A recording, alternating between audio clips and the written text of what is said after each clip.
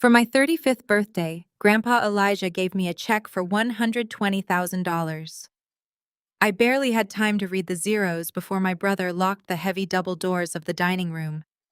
"Give it to me," he demanded, stepping into my personal space. When I calmly folded the paper and slid it into my purse, his hand cracked across my face. "Hand it over right now, or I am calling 911. I escaped that house, but when I took that check to the bank the next morning, the manager took one look at the account number and went completely pale. "Ma'am, please do not move. I need to call the police immediately." Before I continue this story, let me know where you are watching from in the comments below. Hit that like button and subscribe if you have ever had to tear down your own family to save yourself. The sound of the brass lock clicking shut echoed through my parents' sprawling Buckhead estate. It was a sound I had learned to dread over the years. I stood at the end of the massive mahogany dining table, the central air conditioning doing absolutely nothing to cool the sudden suffocating tension in the room. Between us sat the piece of paper that had just ignited a war. $120,000.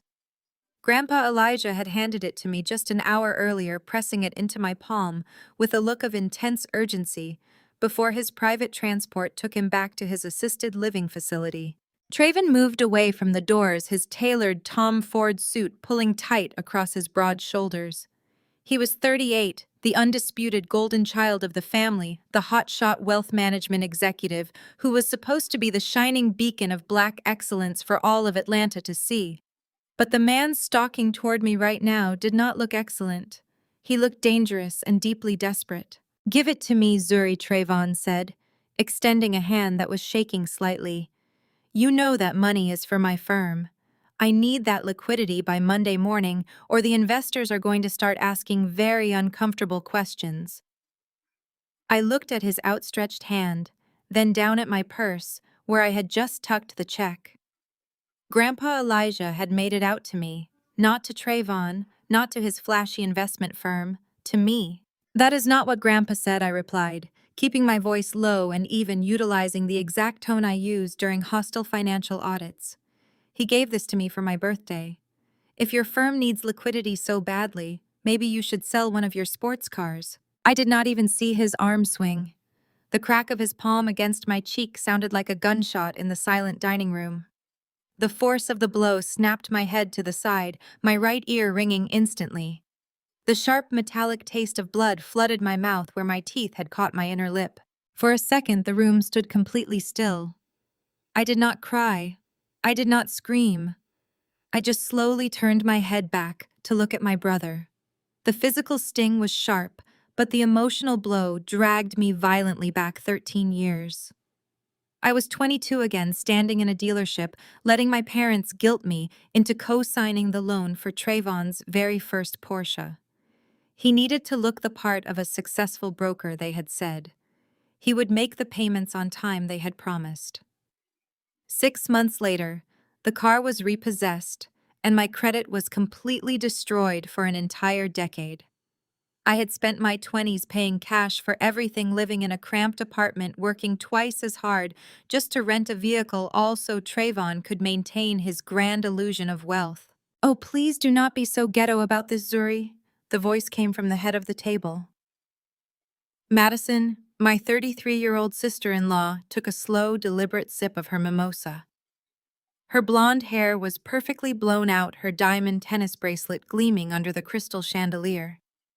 She looked at me with the same thinly veiled disgust she always wore when we were forced into the same room. "Just hand the check over," Madison continued, setting her glass down with a delicate clink against the polished wood.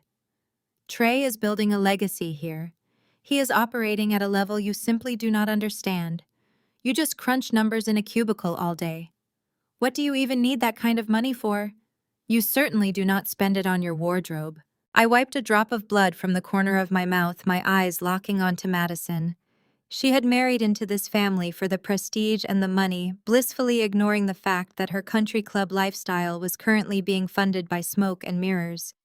She dripped with constant microaggressions, always so quick to label any emotion I showed as aggressive or uncultured, while sitting perfectly comfortable watching her husband physically assault his sister over a piece of paper. I looked past her to my parents.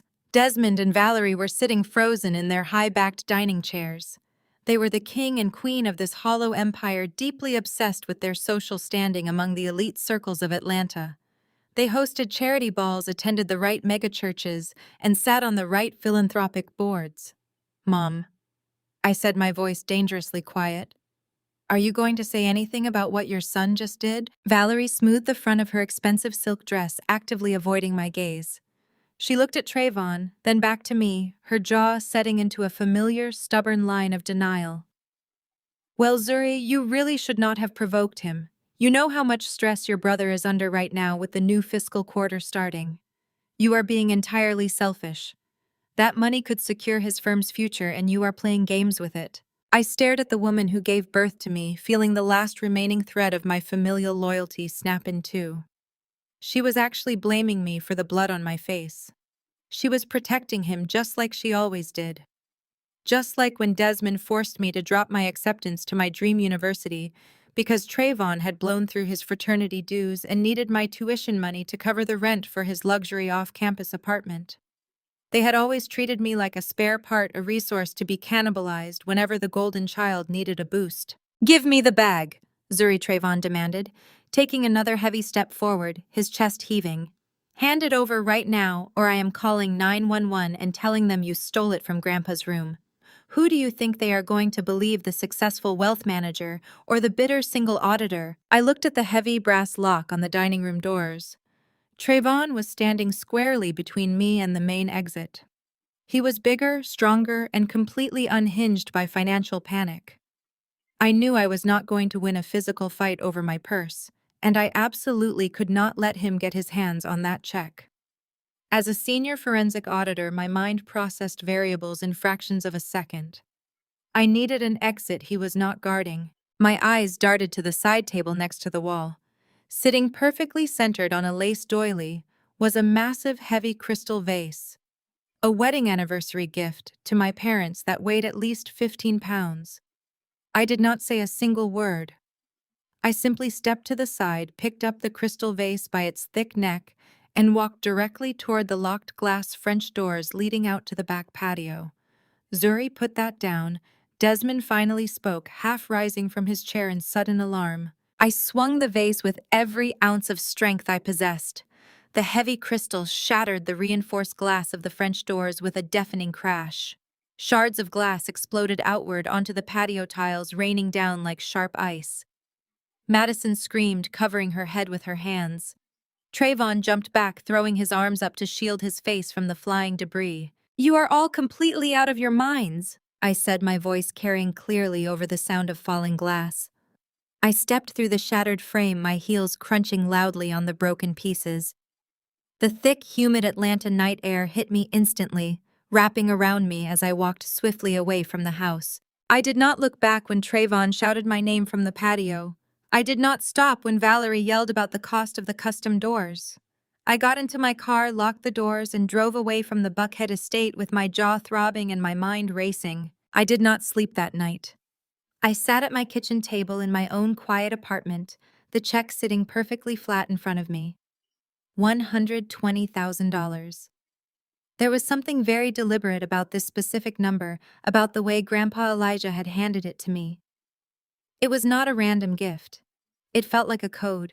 The next morning, the second the bank opened, I walked straight into the private wealth management branch where Grandpa kept his primary accounts. The polished marble floors and hushed voices of the bank felt a world away from the violence of the night before. I asked to speak directly to the branch manager, sliding the check across his pristine desk. "I need to verify this and begin the clearing process," I told him, keeping my professional composure entirely intact despite the slight painful swelling on my lower lip. The manager, a man in his 50s with wire-rimmed glasses, smiled politely and typed the account and routing numbers into his system. I watched his face closely as he hit the enter key. The polite smile vanished instantly. His fingers froze on the keyboard. The color drained from his face completely, leaving him looking sickly pale under the bright fluorescent lights. He swallowed hard, his eyes darting from the computer screen to the check, and then finally up to me. "Ma'am," he said, his voice dropping to an urgent, terrified whisper, Please do not move from this chair. I need to call the police immediately. I did not move a single muscle. I sat perfectly still in the plush leather chair opposite the branch manager, keeping my posture entirely neutral. In my line of work as a senior forensic auditor, I had seen that specific shade of pale before. It was the color of a professional realizing they were staring directly into the center of a massive financial crime. The manager, a meticulously groomed man named Mr. Sterling, picked up his heavy desk phone with a hand that trembled so violently he almost dropped the receiver. I told him to put the phone down for exactly 1 minute and tell me what was on his computer screen. I reminded him that I was a licensed forensic accountant and that my grandfather Elijah had trusted me above anyone else in our family. Mr. Sterling swallowed hard, his eyes darting toward the bank's security guard standing near the vault before looking back at me. He whispered that the check I just handed him was not a standard financial transaction. It was a hard-coded distress signal. The specific amount of $120,000 was flagged in their main system as an emergency trigger designed to freeze every single asset attached to Elijah's name and immediately dispatch local authorities. My blood ran ice cold, yet my vision became razor sharp. The puzzle pieces from the past decade rapidly clicked into place. I remembered a suffocatingly hot July afternoon 5 years ago. I was sitting in Grandpa Elijah's home office surrounded by stacks of paper ledgers and digital spreadsheets from his contracting empire. Grandpa had built that company from the dirt up, pouring concrete and laying bricks in the blistering Atlanta heat, creating a foundation of wealth that my father Desmond had simply coasted on. That afternoon, I had uncovered a series of shell vendors and phantom invoices. I traced the money directly to my father. Desmond had been quietly skimming hundreds of thousands of dollars off the top of the company profits to fund my mother Valerie's country club luncheons and to pay for Trayvon's ridiculously expensive wealth management licensing and luxury condo. When I brought the evidence to Grandpa, it broke his heart. He refused to press charges against his own son because he wanted to protect the family name from public ruin, but the betrayal permanently altered him. He stripped my father of his executive powers and forced him into early retirement. Grandpa knew he was surrounded by vultures, so he and I went to this exact bank branch and established a fail-safe. We sat in a private room and created a silent alarm. We agreed that if anyone ever tried to force his hand, if he was ever held financial hostage, or if his mental faculties were ever falsely called into question, he would write a check for exactly $120,000. It was an amount specific enough to never be written by accident, and large enough to demand immediate banking oversight. I looked at Mr. Sterling and asked him what else had happened to the accounts. The manager wiped a bead of sweat from his forehead.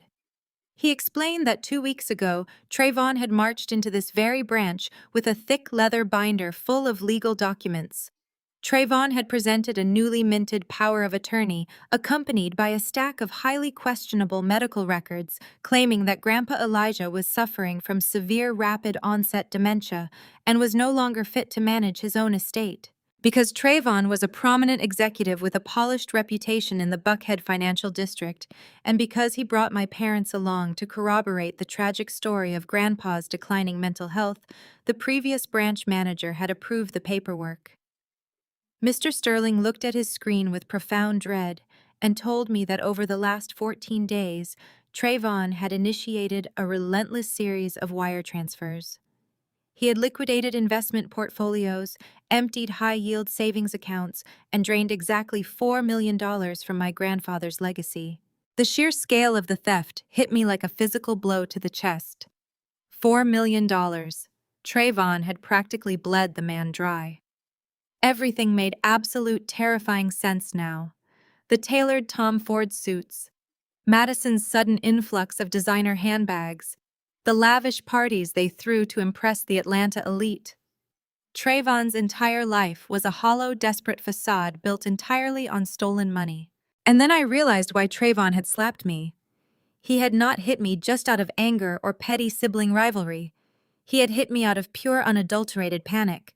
He must have seen Grandpa hand me a check with a massive string of numbers on it and assumed the old man was giving away the last remaining drops of liquidity. Trayvon was drowning in debt, desperately moving stolen money to cover his fraudulent tracks, and he needed that check to keep his house of cards from collapsing. He had no idea the check was a bomb designed to detonate his entire scheme. The shrill, piercing wail of police sirens cut through the quiet hum of the bank. Red and blue lights began flashing intensely through the floor-to-ceiling glass windows, painting the lobby in urgent colors. Two patrol cars pulled up directly onto the curb, blocking the main entrance. I stood up, smoothing the front of my pencil skirt. I took a deep, steadying breath. I was ready to present my professional credentials. I was ready to give a calm, detailed statement outlining the timeline of the fraud. I was ready to protect my grandfather from the parasites he called a family. But before the police officers could even open the heavy glass doors of the bank, a massive black SUV screeched to a halt right behind the patrol cars. The doors flew open. Trayvon stormed out, his designer tie sitting crooked against his collar, his face twisted into a mask of manufactured desperate panic. Madison was right on his heels, dressed in her pristine white tennis outfit, already wiping fake dramatic tears from her eyes. My parents, Desmond and Valerie, piled out of the back seat, their faces tight with aristocratic outrage. They practically shoved their way past the police officers, bursting through the bank doors like a tidal wave of orchestrated chaos. Before the cops could even speak a single word, before I could even open my mouth to explain the distress signal, Trayvon pointed a shaking accusatory finger directly at my face. "Officer, she is unwell." The booming, aggressive voice my brother had used the night before was completely gone. In its place was the smooth, practiced baritone of a Buckhead wealth management executive. Trayvon lowered his pointing finger and held both hands up in a gesture of peaceful surrender as the two uniformed officers stepped through the bank doors. He instantly transformed from a desperate fraudster into a deeply concerned family man. I watched him perform, fascinated by the sheer sociopathy of it. "She has been struggling with severe manic episodes for months," Trayvon said, stepping toward the older of the two officers. He adjusted his designer suit jacket, making sure the gold Rolex on his wrist caught the lobby lighting. "She broke into our parents' home last night, smashed a glass door, and stole a blank check from our grandfather. The man is 82 years old and suffers from advanced dementia. She is trying to drain his savings to fund her delusions." The officers immediately relaxed their postures, their hands dropping away from their utility belts. They saw a wealthy, articulate black man in a bespoke suit flanked by an equally wealthy-looking family, and they bought the narrative instantly. Class privilege was a shield Trayvon wore better than anyone I knew. "It is true," Officer Madison chimed in. She stepped forward, clutching a thick manila folder to her chest like it was a shield. Her voice trembled perfectly, a masterclass in weaponized white female fragility. "We have been begging Zuri to get psychiatric help. She is obsessed with Trayvon's success. She even manipulated her way into Elijah's room to get this check. I have his medical charts right here to prove he does not have the mental capacity to authorize financial transactions." Madison opened the folder and presented a stack of papers to the police. I did not need to see them to know they were highly sophisticated forgeries. Trayvon had the resources to buy fake letterheads and bribe unethical clinicians. The officers reviewed the documents, nodding sympathetically at Madison. Then my father stepped into my line of sight. Desmond Wilson, the man who cared more about his country club membership than his own flesh and blood, walked right up to the desk where I was sitting. He looked down at me, his eyes dark with silent warning. "Zuri, give your brother the paper," Desmond demanded, keeping his voice in a harsh, hushed whisper so the officers would not hear the venom in his tone. "Do not make a scene in front of these people. Think of our standing in this community. Hand him the check, and we will handle this quietly at home. Do not force my hand, little girl." I looked at my father, feeling a cold, familiar anchor drop in my stomach. "Protect the family standing." Those were the exact words he used to me when I was 19 years old. I was standing in the financial aid office at Spelman College, my dream school, clutching a withdrawal form. My father had called me that morning and coldly stated that the family business had taken a hit. He told me I had to pack my dorm room, leave my sisters behind, and move back to Atlanta because they could no longer afford my tuition. I cried for a week. It was not until 6 months later that I found the bank statements in his home office. The business had not taken a hit at all. Desmond had simply drained my college fund to pay for Trayvon's Omega Psi Phi fraternity dues, his luxury off-campus penthouse in Midtown, and his networking trips to Miami. I was forced to drop out and work 2 retail jobs just to afford night classes at a community college, all to preserve the illusion that Trayvon was a self-made king. I did not hand Desmond the check. Instead, I looked directly at the older police officer who was now walking toward me with his hand outstretched. "Ma'am," the officer said gently, clearly treating me like a psychiatric patient on the verge of a breakdown. "I am going to need you to hand over the stolen property. If you cooperate, your family has agreed not to press burglary charges. Let us just step outside and get you some help." I did not raise my voice. I did not cry. I did not act like the erratic, manic woman Trayvon had just painted me to be. I turned my attention to Mr. Sterling, the bank manager, who was still standing behind his desk, sweating profusely. "Mr. Sterling," I said clearly, ensuring the officers could hear every single syllable. "You have the power of attorney documents that my brother submitted 2 weeks ago to drain $4 million from this bank. Please put them on the desk." Trayvon lunged forward, his polite mask slipping for a fraction of a second. "That is confidential financial information. She has absolutely no right to see those files. Officers, remove her from the premises right now." But Mr. Sterling was looking at me, and he remembered what I had told him before the police arrived. He knew this check was a distress signal. His hands trembling, the manager opened the top drawer of his desk, pulled out Trayvon's thick legal binder, and slid it across the polished wood toward me. Madison let out a sharp gasp. Desmond grabbed my shoulder, his grip painfully tight. "Stop this foolishness right now, Zuri." I shrugged his hand off violently, keeping my eyes locked on the documents. I flipped past the cover page, past the medical evaluations, and went straight to the final page, where the notary public had stamped their official seal validating Trayvon's absolute control over Grandpa Elijah's entire fortune. I stared at the dark blue ink of the stamp. I smiled. It was a cold, empty smile. "Officer," I said, pointing a manicured finger at the blue ink on the paper, "I am a licensed forensic auditor. My job is to find the lies that arrogant men hide in their paperwork. My brother is incredibly arrogant, which means he is incredibly sloppy." The older officer frowned, leaning over the desk to look at where I was pointing. "What am I looking at exactly?" "You are looking at a fake notary seal," I explained, my voice echoing off the marble walls of the bank lobby. "Look at the county of registration on the outer ring of the stamp. It says Milton County, Georgia." Trayvon scoffed loudly, attempting to laugh it off. "It is a typo from the notary." "What does that prove?" "You are grasping at straws, Zuri." "It is not a typo," I countered, staring dead into Trayvon's eyes. I watched the confidence begin to bleed out of his expression. Milton County went bankrupt during the Great Depression. It was entirely absorbed by Fulton County in 1932. Milton County has not existed as a legal entity in the state of Georgia for over 90 years. You cannot have a valid notary public registered in a county that is extinct. You bought this stamp off a dark web legal mill, and you were too stupid to check the historical geography. The bank was dead silent. The older police officer slowly looked up from the document, his eyes shifting from me to Trayvon. Mr. Sterling let out a strangled breath. "He forged it." The manager whispered, terror gripping his voice as the reality of authorizing a $4 million fraudulent wire transfer set in.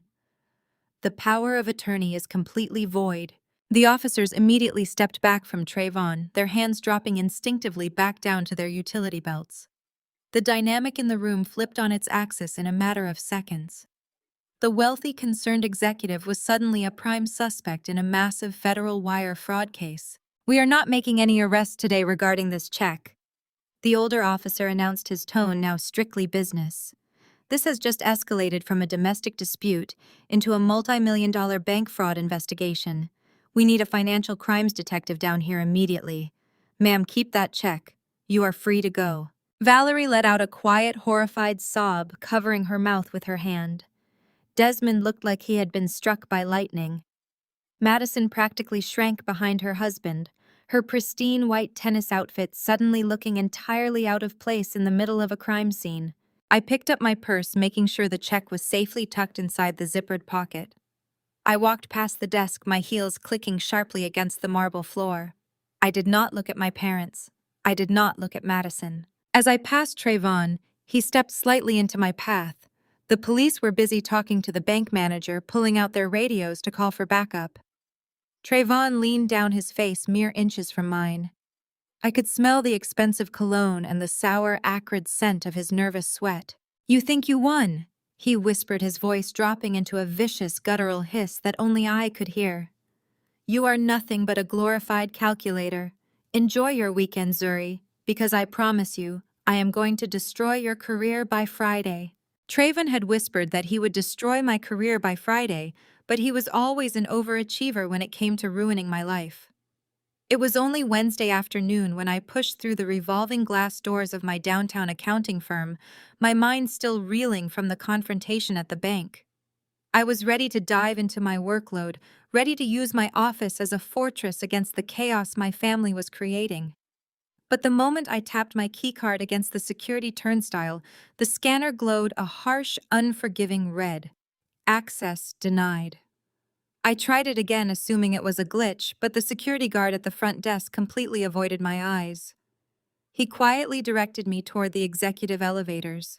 When the doors parted on the 42nd floor, the heavy silence of the executive suite hit me immediately. The managing partner of my firm, David, and the director of human resources, Pamela, were waiting for me inside the main glass-walled conference room. Walking into that room felt exactly like stepping into an aquarium where everyone on the outside was waiting to watch you drown. David did not offer me a seat. He simply slid a thick manila envelope across the frosted glass table. He looked at me with a mixture of profound disappointment and corporate detachment. He explained that the firm had received an anonymous, highly detailed whistleblower tip that very morning. The tip accused me of utilizing my senior auditing privileges to embezzle over $600,000 from our top corporate clients over the past 3 quarters. Before I could even process the absurdity of the accusation, Pamela opened the folder and spread the contents across the table. Bank statements, wire transfer logs, digital authorization forms. Every single document bore my exact digital signature routing massive sums of client money to 3 distinct offshore shell companies registered in the Cayman Islands. I picked up the first wire transfer log. I absolutely refuse to let my hands shake. I am a forensic auditor. I do not react to paper, I dissect it. I let my eyes scan the routing logic, the specific layering of the shell accounts, and the dummy corporate officers listed on the transfers. A bitter, jagged realization caught in my throat. This was not a sophisticated corporate hack. This was Trayvon. I knew this exact financial structuring because I had invented it. The memory hit me with sickening clarity. I was 20 years old, sitting in my cramped apartment with textbooks stacked around me. Trayvon had just blown $500,000 of a client's portfolio on a catastrophic, unauthorized real estate gamble. He was facing total ruin. My mother, Valerie, had driven to my apartment in tears. She did not come to check on my studies. She came to beg me to use my accounting skills to fix her golden child's mistake. She held my hands, crying perfectly manufactured tears, promising that if I saved my brother, my father would finally respect me. I was so young, so desperately starved for their validation that I caved. I spent 3 sleepless nights building a labyrinth of offshore shell entities to absorb his loss, masking the trail so completely that his firm never noticed the deficit until he could quietly replace the funds. I saved his career and kept him out of federal prison. My parents rewarded me by telling their country club friends that Trayvon was a financial genius who expertly navigated a market downturn. They rewarded me by telling me to fix my hair and lose some weight so I could secure a husband, completely dismissing the genius it took to save their son. And now, 13 years later, Trayvon was using the exact same playbook I designed to frame me for embezzlement. I looked David dead in the eye and placed my finger on the IP origination address printed at the bottom of the forged logs. I did not raise my voice. I spoke with cold, clinical precision. I explained that whoever fabricated these documents was arrogant enough to route the dummy transactions through a commercial server block located in Buckhead, not the encrypted virtual private networks our firm mandates for all remote access. I pointed out that the digital signature timestamp perfectly coincided with the exact hour I was physically sitting in a client meeting with 50 witnesses. I told David this was a blatant, sloppy forgery designed by a third party trying to leverage my access to ruin my credibility. David looked incredibly uncomfortable, glancing nervously at Pamela. He admitted that my defense was compelling and that the timing was highly suspicious. But corporate policy was absolute. With over $500,000 of client funds potentially compromised, they had no choice but to launch a full-scale internal investigation. I was suspended effective immediately without pay. Pamela stepped forward and asked for my company phone, my laptop, and my security badge. I placed them on the glass table one by one. Walking out of that conference room running the gauntlet of my staring, whispering colleagues felt exactly like walking through the shattered glass of my parents' patio doors the night before. Trayvon had promised to tear my world apart, and he had delivered a devastating blow. But Trayvon forgot one crucial detail about who I really am. He was a salesman who played with numbers to project an image. I was an auditor who hunted numbers for a living. I drove straight back to my condo, locked the heavy deadbolt, and walked into my home office. Underneath my desk sat my personal custom-built encrypted server. It was a machine completely isolated from my firm's network built for heavy data crunching and forensic tracing. I booted it up, the quiet hum of the cooling fans immediately grounding my racing pulse. I did not waste time crying over the injustice of my suspension. I did not dwell on the fact that my parents had created a monster who was now trying to consume my life. I needed raw data.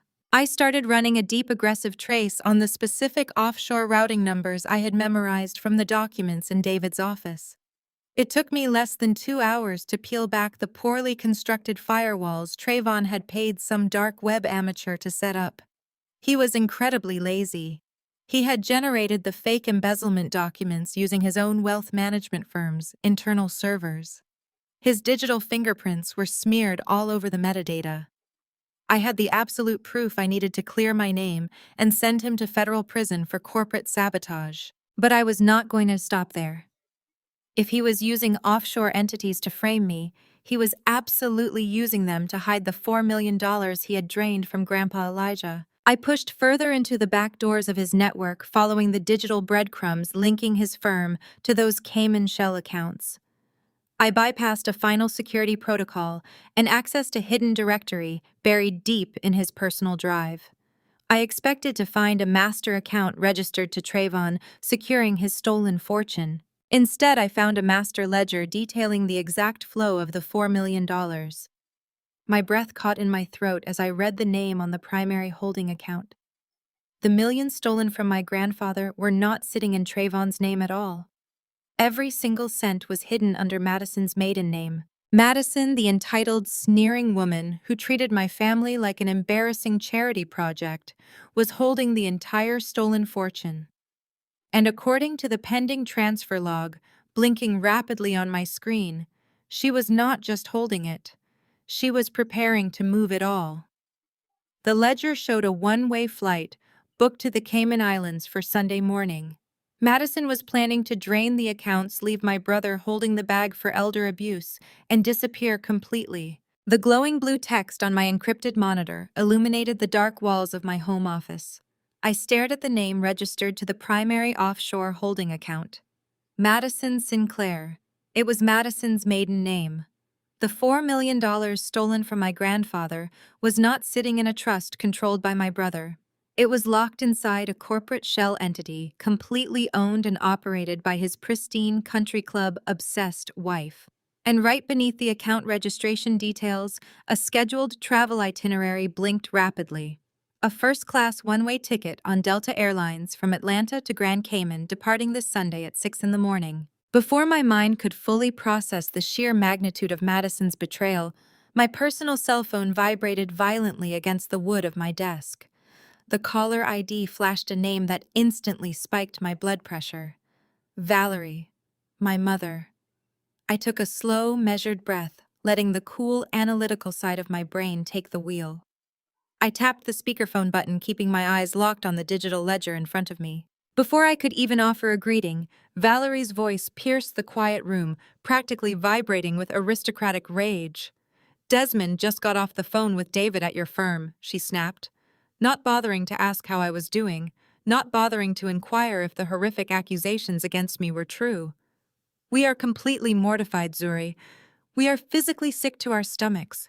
Trayvon warned us you were acting erratically at the bank, but embezzling from your own clients." I did not interrupt her.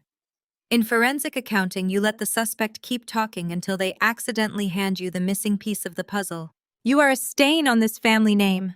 Valerie continued, her voice rising in pitch. "You are deliberately trying to humiliate us, right when your brother is stepping into the absolute peak of Black excellence. Trayvon is hosting the inaugural Buckhead Excellence Philanthropy Gala this Saturday night at the St. Regis. It is the social event of the entire fiscal season. The mayor is attending, the governor is sending a proxy, and now Desmond and I have to walk into that ballroom and pray to God that no one mentions your disgraceful suspension while your brother is busy raising millions for underprivileged youth." My fingers instantly stopped hovering over the keyboard. Millions for underprivileged youth. I opened a new search window and accessed the state tax registry. I typed in Trayvon's name and pulled up the public filings for his newly minted philanthropic organization. The foundation had been legally registered and granted tax-exempt status exactly 14 days ago. It was the exact same day he had manipulated the previous bank manager into accepting the forged power of attorney documents for Grandpa Elijah. The entire operation suddenly became crystal clear. Trayvon was not throwing a charity gala. He was orchestrating a massive, highly publicized money laundering front. In the financial sector, laundering dirty money requires three distinct phases: placement, layering, and integration. Trayvon had already executed the placement phase by moving Grandpa's $4 million into the offshore Cayman accounts. But he had a massive problem. He could not just wire $4 million back into his failing wealth management firm without triggering immediate federal flags and raising suspicion with the Internal Revenue Service. He needed a legitimate public reason for a massive influx of capital. A high-profile charity gala filled with wealthy socialites and anonymous elite donors was the perfect washing machine. He was going to route the stolen funds from the offshore accounts directly into the charity's domestic trust during the gala, claiming the money came from anonymous benefactors. By Monday morning, the stolen $4 million would be fully integrated, washed completely clean, and sitting legally in his corporate accounts to save his failing business. "You always do this." Valerie spat, her voice dripping with absolute disdain, pulling my attention back to the phone call. "You always try to destroy his moments. Just like when you caused a massive scene at my 50th birthday dinner because Trayvon simply asked you to co-sign a small bridge loan. You are terribly selfish, Zuri. You have always been jealous of his light." My jaw clenched so hard my teeth ached. She was talking about the night I refused to mortgage my own condominium to bail out Trayvon's catastrophic commercial real estate failure. They had called me selfish and bitter for protecting the only asset I owned. They had demanded I set myself on fire to keep their golden child warm, just like my father had done when he drained my college tuition to fund Trayvon's luxury lifestyle. "Do not bother showing your face at the St. Regis on Saturday." Valerie finalized, her tone turning ice cold. "You are officially uninvited. If you try to come near that gala, Desmond will have security arrest you for trespassing." I did not argue. I did not defend my innocence regarding the embezzlement charges at my firm. I simply reached forward and pressed the red end call button.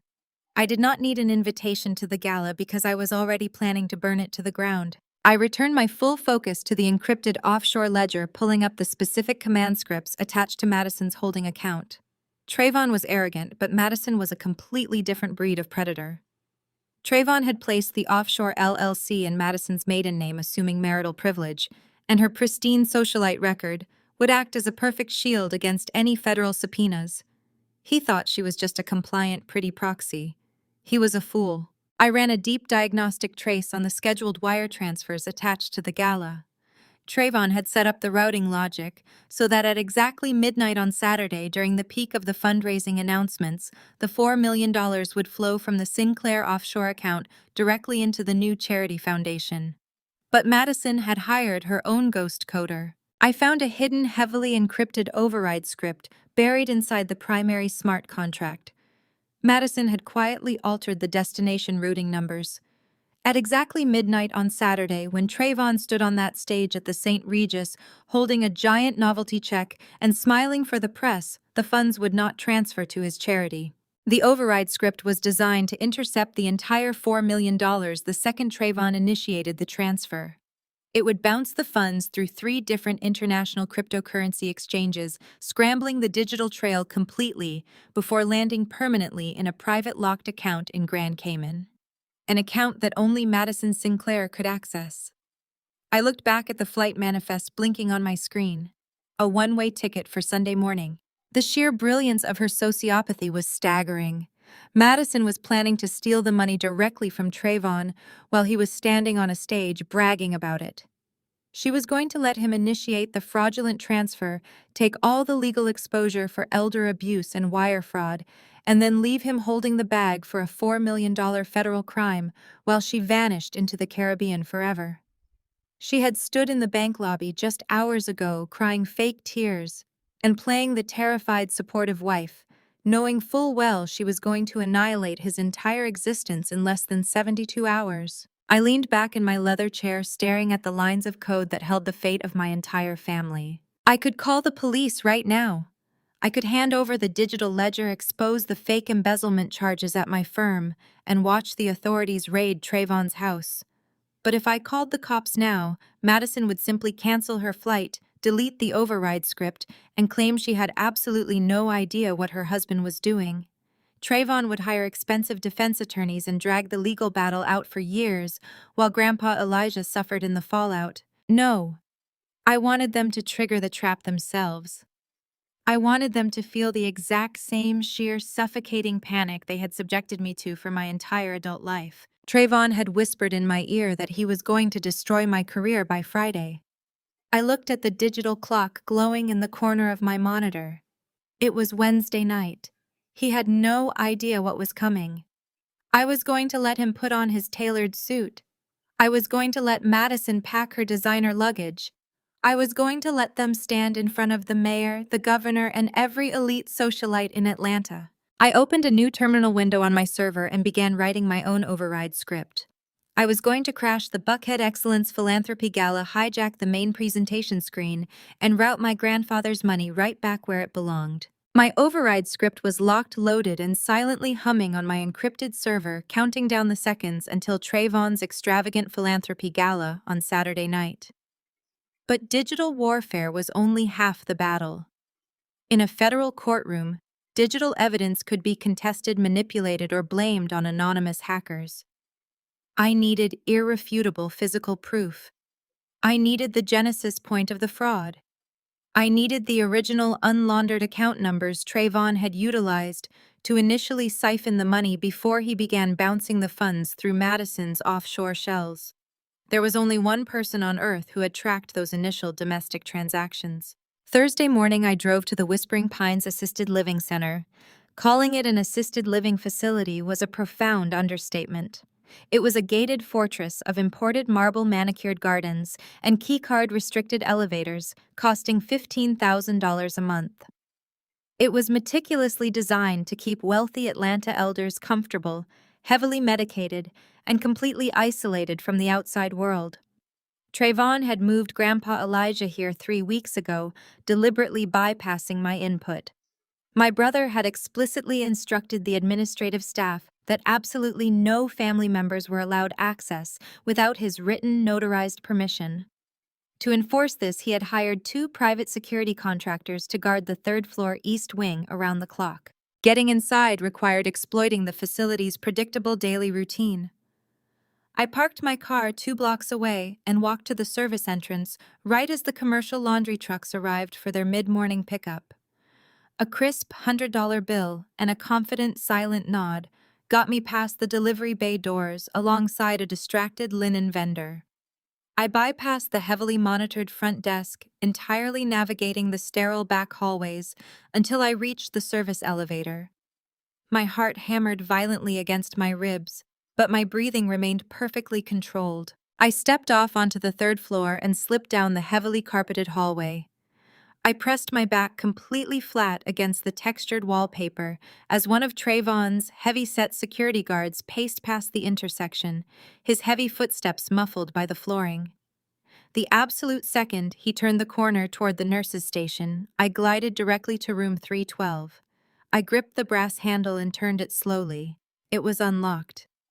I slipped inside and eased the heavy door shut with a soft, definitive click. The room smelled of sharp antiseptic and expensive lavender room spray.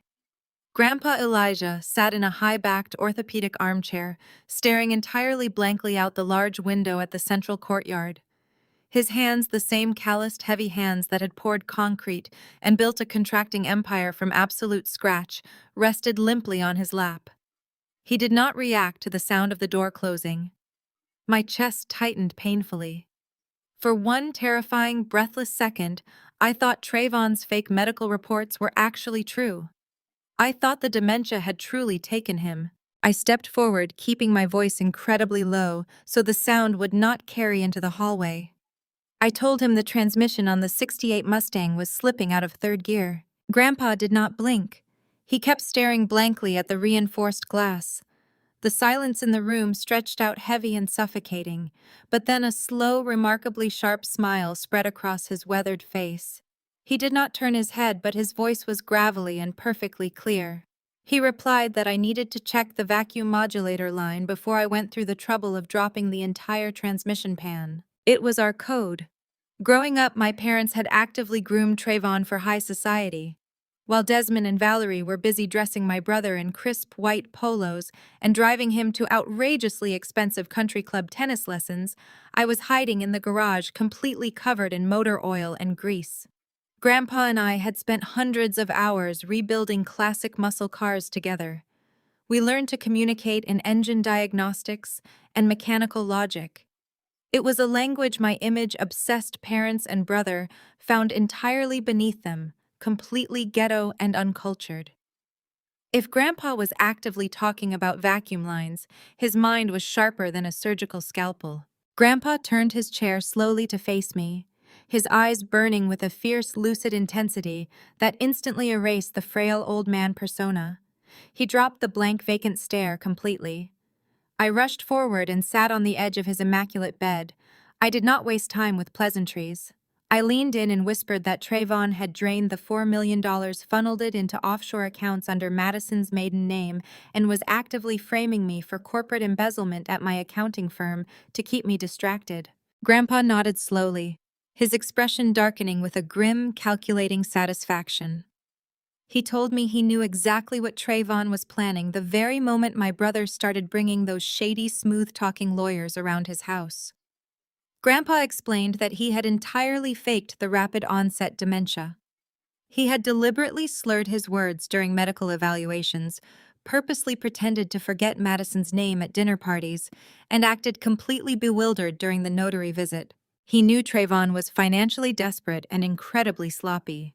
If Grandpa had fought the power of attorney in a drawn-out public legal battle, Trayvon would have simply found another more insidious way to bleed the company dry, likely hiding his tracks behind my parents' absolute blind support.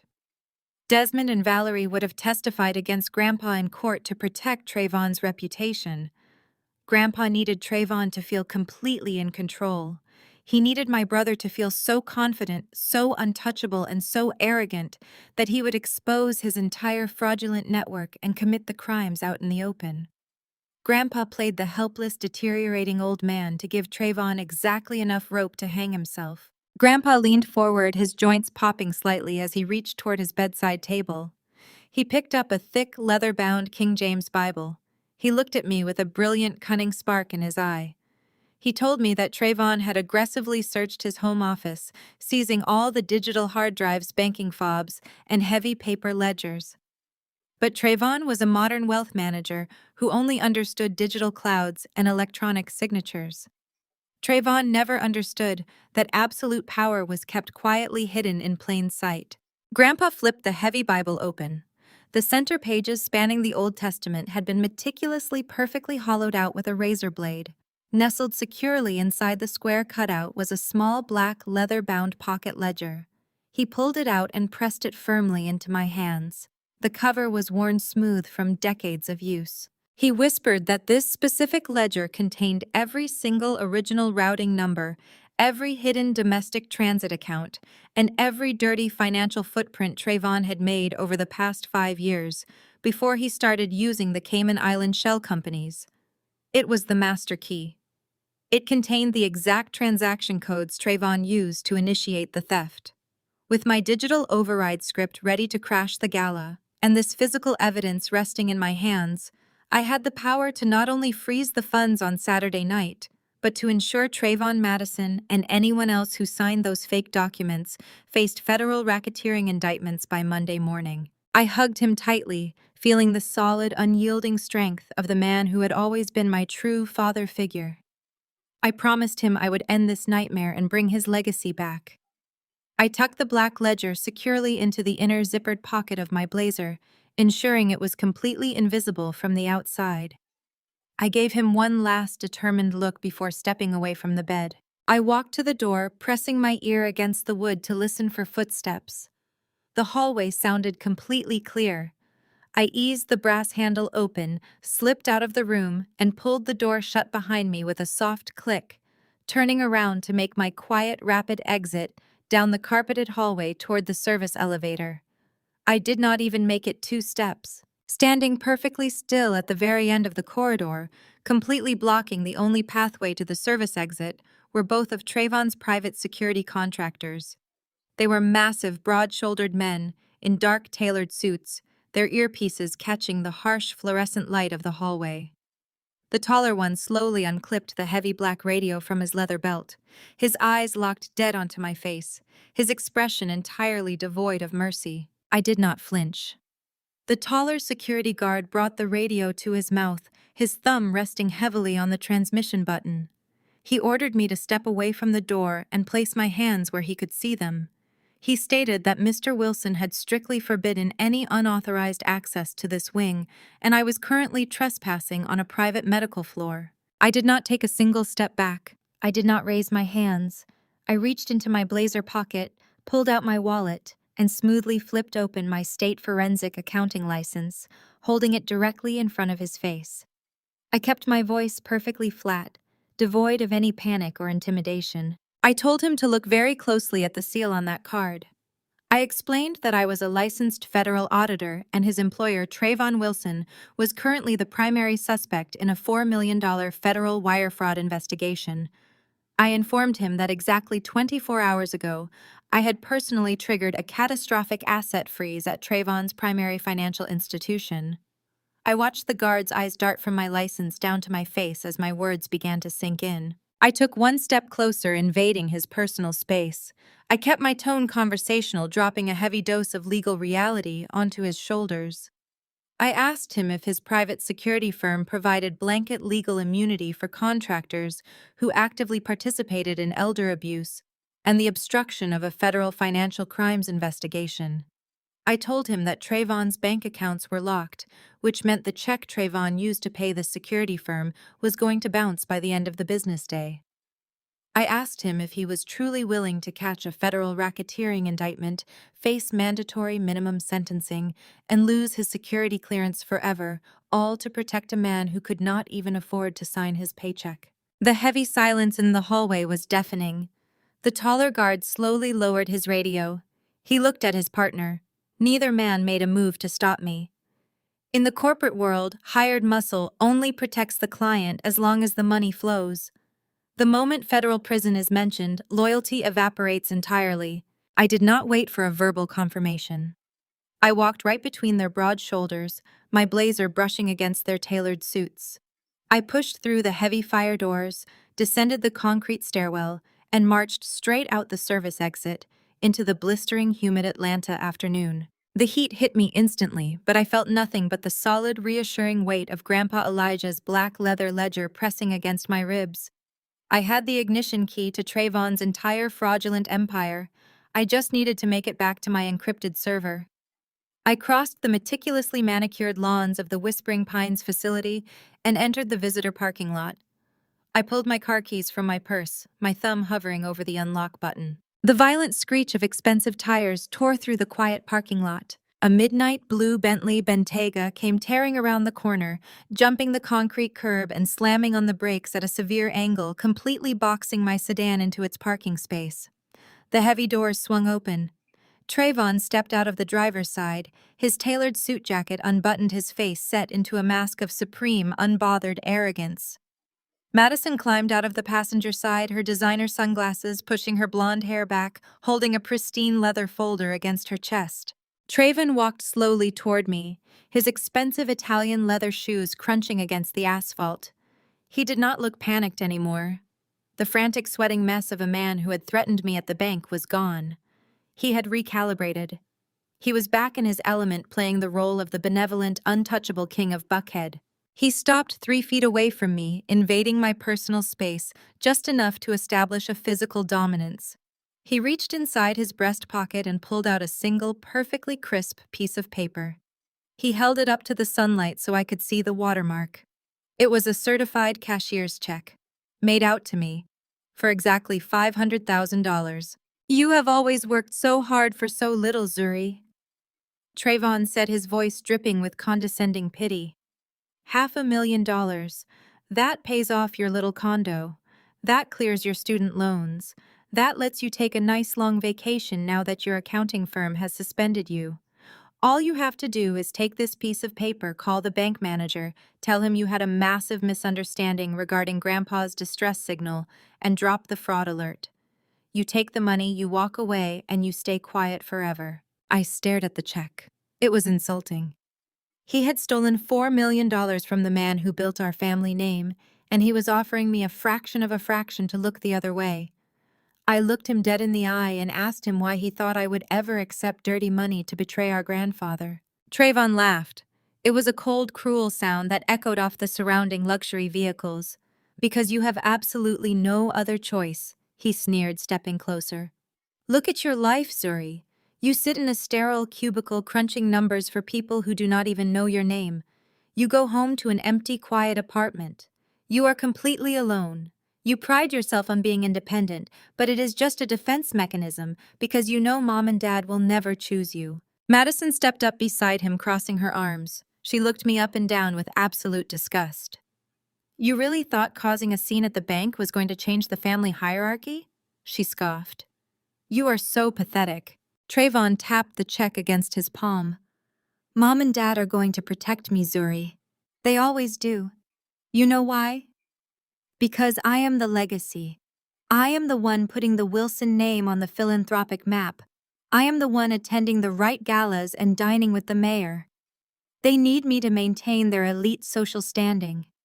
They will testify in court that Grandpa gave me that power of attorney completely willingly. They will testify that you are a jealous, bitter spinster who is trying to ruin your brother's career out of spite." The gaslighting was so intense it was practically suffocating. He was using the exact same psychological warfare my father had used for decades. Desmond had told me the exact same thing the day he forced me to drop out of my dream historically black college. He had looked me in the eye and told me my education was a luxury the family could no longer afford, only to turn around and hand my tuition money to Trayvon to fund a luxury midtown apartment. Desmond had made it clear that my future was entirely expendable if it meant elevating Trayvon's status. "You will never be part of the true elite, Zuri," Trayvon whispered, leaning in so close I could smell his expensive cologne. "You are just the hired help trying to play in a league you do not understand. Take the $500,000. Go back to your lonely little life. Leave the real business to me." My blood was boiling hot, screaming at me to slap the arrogant smirk right off his face. I wanted to pull the black ledger from my jacket and show him that I held the digital key to his total destruction. But I am a forensic auditor. I do not act on emotion. I operate on calculated, devastating strategy. If I rejected the bribe right now, Trayvon would know I was still actively hunting him. He would panic. He would call Madison and tell her to accelerate the offshore transfers immediately. He would move the money before the gala even started, and I would lose the opportunity to catch them all in the act. I needed to buy time. I needed them to feel completely blindly victorious. I let my shoulders slump forward. I dropped my gaze to the asphalt. I forced my breathing to become shallow and ragged, manufacturing the physical manifestation of absolute soul-crushing defeat. I looked at the check in his hand, letting my eyes widen slightly, as if the weight of my suspension and my isolation had finally broken me. I softly stated that $500,000 would completely pay off my mortgage. Trayvon's eyes lit up with predatory triumph. He smiled a massive, victorious grin. He extended the check toward me. I reached out my fingers just inches from the thick paper. But before I could grab it, Madison snatched the check right out of Trayvon's hand. She glared at me, her eyes narrowing with paranoid suspicion. Not so fast, she snapped her impatience, causing her to make a fatal tactical error. She was so desperate to secure the stolen $4 million for herself that she could not resist overplaying her hand. You do not get a single dime until we have legal protection. You are going to sign a bulletproof non-disclosure agreement. You are going to sign a formal retraction of your fraud claims against Trayvon. And you are going to do it in front of our lawyers. Trayvon frowned, clearly annoyed that Madison had interrupted his victorious moment, but he nodded in agreement. She is right. Our legal team is drafting the paperwork right now. We will have the documents ready by Saturday. I kept my head bowed, hiding the cold, predatory smile that was threatening to break across my face. Madison had just handed me the perfect Trojan horse. I looked up, keeping my expression perfectly subdued. I told them I did not want to wait in a lawyer's office. I said that if they wanted to prove to the entire Atlanta elite that our family was perfectly united, and if they wanted to humiliate me completely, I would come to their event. I told Trayvon I would attend the Buckhead Excellence Philanthropy Gala on Saturday night.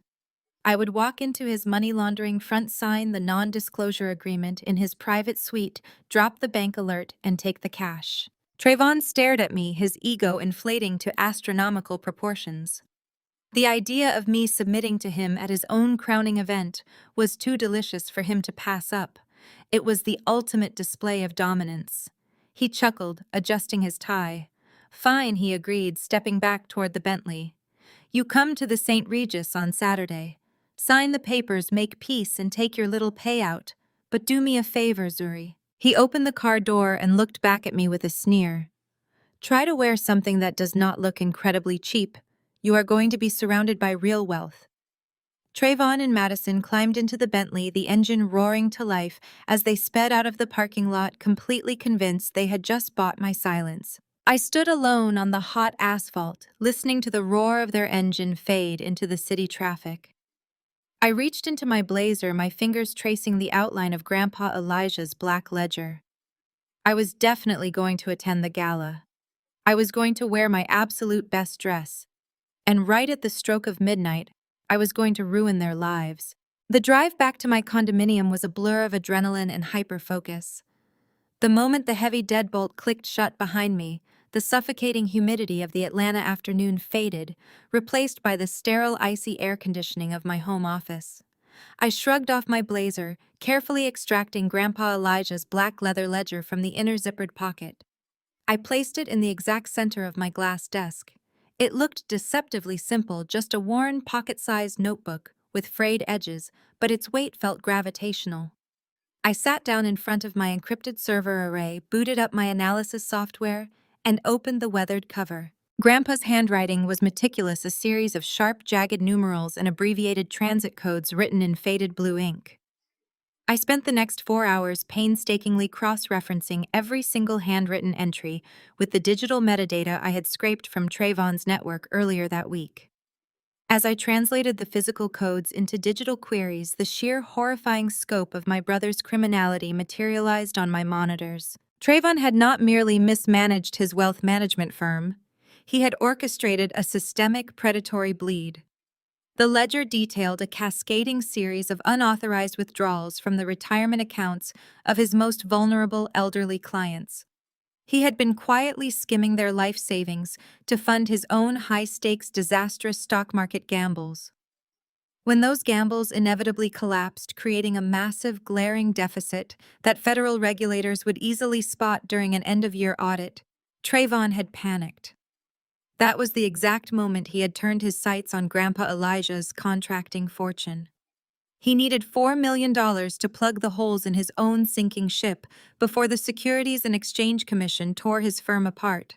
But as I followed the domestic transit numbers recorded in the margins of Grandpa's notebook, my blood suddenly ran entirely cold. The stolen money had not flowed in a straight line from Grandpa's accounts to Trayvon's firm. It had taken a highly deliberate detour. I typed the routing numbers into my tracing software and watched the destination tags populate on my screen. The intermediate accounts did not belong to shell companies or anonymous offshore entities. They belonged to Desmond and Valerie, my parents. I sat perfectly still, the blue light of the monitors casting long shadows across my face. I pulled up the public property tax records and mortgage history for their sprawling Buckhead estate.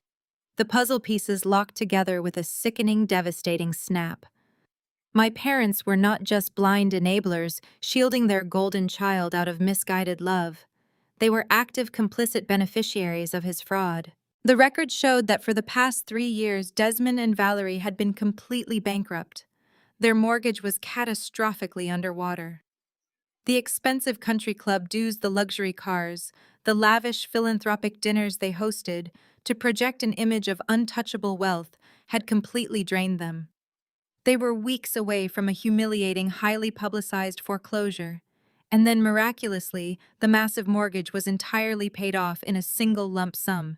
I traced the exact date of the payoff. It matched the exact day Trayvon had initiated the first illegal wire transfer from Grandpa's estate. The realization was a physical blow heavier and far more violent than the slap Trayvon had delivered across my face. They knew. My parents knew exactly what Trayvon was doing. They had watched him forge the medical documents, they had stood in the bank lobby and corroborated the disgusting lie about Grandpa's dementia, and they had actively participated in stealing $4 million from an 82-year-old man. They sold out their own father to save their precious social standing. It was the ultimate betrayal, yet it echoed the exact same cruelty they had subjected me to my entire life. They had always treated me as a disposable resource. When I was a teenager, they missed every single one of my academic award ceremonies to attend Trayvon's amateur tennis tournaments. When I graduated at the top of my auditing class, they skipped the dinner to help Trayvon shop for a sports car he could not afford. They had forced me to abandon my college dreams to fund his fraternity lifestyle. They had always demanded that I sacrifice my stability to maintain their grand illusion. Now they had simply applied that exact same ruthless, cannibalistic logic to Grandpa Elijah. They did not care who they had to destroy, as long as the Atlanta elite never found out they were actually broke. A sudden piercing alarm shattered the heavy silence of my office. My primary monitor flashed brilliant red. The cooling fans on my server array kicked into maximum overdrive, howling like a jet engine.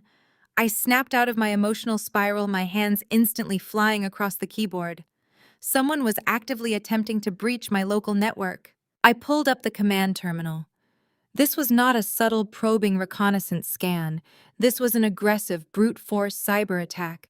Whoever was on the other end was launching a massive volume of automated packet requests, violently hammering against my external firewalls in a desperate attempt to gain remote access to my local drives. They were looking for the digital evidence I had scraped from Trayvon's servers. They were trying to wipe my machine clean. I did not panic. I am a forensic accountant who builds digital fortresses for a living. I rapidly deployed a series of countermeasures, locking down my core directory and isolating the specific port the attacker was targeting. I rerouted their access requests into a localized honeypot, a fake mirrored server environment designed to trap malware and trace the host IP address. The attacker was reckless, utilizing a commercially available proxy shield that was laughably easy to crack. I ran a reverse trace, stripping away the proxy layers one by one until the true origination address resolved on my screen. It was not Trayvon. The IP address matched a high-end luxury boutique hotel located in the downtown financial district. I cross-referenced the location with the digital footprint of the offshore Cayman accounts. The digital signature attached to the attack was identical. It was Madison. She had completely panicked after our confrontation in the parking lot. I had played the role of the defeated, compliant sister perfectly, but Madison was a predator who trusted absolutely no one. She realized that as long as I was breathing and possessed the accounting skills to audit their lives, her $4 million getaway was at risk. She was not willing to wait for Saturday night. She was not willing to let Trayvon host his ridiculous philanthropy gala. A second alarm blared on my secondary monitor. Madison was not just trying to wipe my server, she was actively logging into the primary offshore holding account. I watched in real time as the pending wire transfer script on her Cayman account shifted from scheduled to initializing. She was attempting to execute the hidden override command right now. She was trying to bypass Trayvon's midnight gala deadline and move the $4 million into her untraceable ghost accounts immediately. If that money moved tonight, it would scatter across dozens of international cryptocurrency exchanges, entirely vanishing into the digital ether. Grandpa Elijah's legacy would be permanently erased, and Madison would be on a private jet before the sun even came up. I furiously slammed my fingers against the keys, launching a targeted denial of service command directly at her authentication portal. I flooded her secure connection with bad packet data, intentionally jamming the signal between her hotel router and the offshore bank server. The transfer status bar on my screen froze at 2%. Madison tried to force the connection through. I blocked it again, tightening the digital chokehold on her network access. We were locked in a silent, violent cyber war, completely invisible to the rest of the world. She hammered the server. I deflected the blow. My heart hammered against my ribs, sweat beating at my temples as I manually countered every single script she deployed. Finally, after 20 agonizing minutes of digital combat, the connection timed out. Madison's access portal crashed. The $4 million remained frozen in the primary holding account. I let out a harsh, ragged breath, falling back into my leather chair. My hands were shaking, completely flooded with adrenaline. I had stopped her, but I knew my localized denial of service attack was only a temporary bandage. Madison was wealthy and incredibly desperate. It would not take her long to find a different secure network or to hire a professional dark web contractor to force the transfer through. I glanced at the digital clock on my wall. It was exactly 8 in the evening on Friday. The Buckhead Excellence Philanthropy Gala was scheduled to begin at 8 o'clock tomorrow night. I had exactly 24 hours. 24 hours to tear apart their fraudulent legal documents, compile the definitive proof of my parents' complicity, weaponize the Black Ledger, and prepare to walk into a ballroom filled with the most powerful people in Atlanta. Trayvon and Madison thought I was coming to sign a non-disclosure agreement. They thought I was coming to accept a bribe and quietly fade into the background, like the obedient, invisible daughter I had always been. They had severely underestimated the woman they had created. I stood up, walked to my closet, and pulled out a stunning floor-length crimson gown. I was going to give them the exact show they demanded, but I was going to rewrite the ending. The drive to my parents' Buckhead estate on Saturday evening felt like navigating a meticulously paved road straight into the mouth of a perfectly manicured beast. I had originally selected a stunning crimson gown from my closet, a dress that radiated absolute power and unapologetic confidence. It was the armor I wanted to wear when I finally brought Trayvon's fraudulent empire crashing down. But as I pulled my sedan past the towering wrought iron gates of Desmond and Valerie's property, my analytical mind took over. Power was not about what you wore. Power was about what you controlled. And right now I needed to control their perception of me. I needed them to believe I was utterly crushed. The sprawling driveway was already lined with luxury vehicles and catering vans. The pre-gala photo shoot was a sacred Wilson family tradition, a heavily orchestrated performance designed to feed the local society pages with images of our flawless, unified dynasty. I parked near the service entrance, deliberately keeping my head bowed as I walked up the marble steps to the front double doors. Valerie intercepted me before I even reached the grand foyer.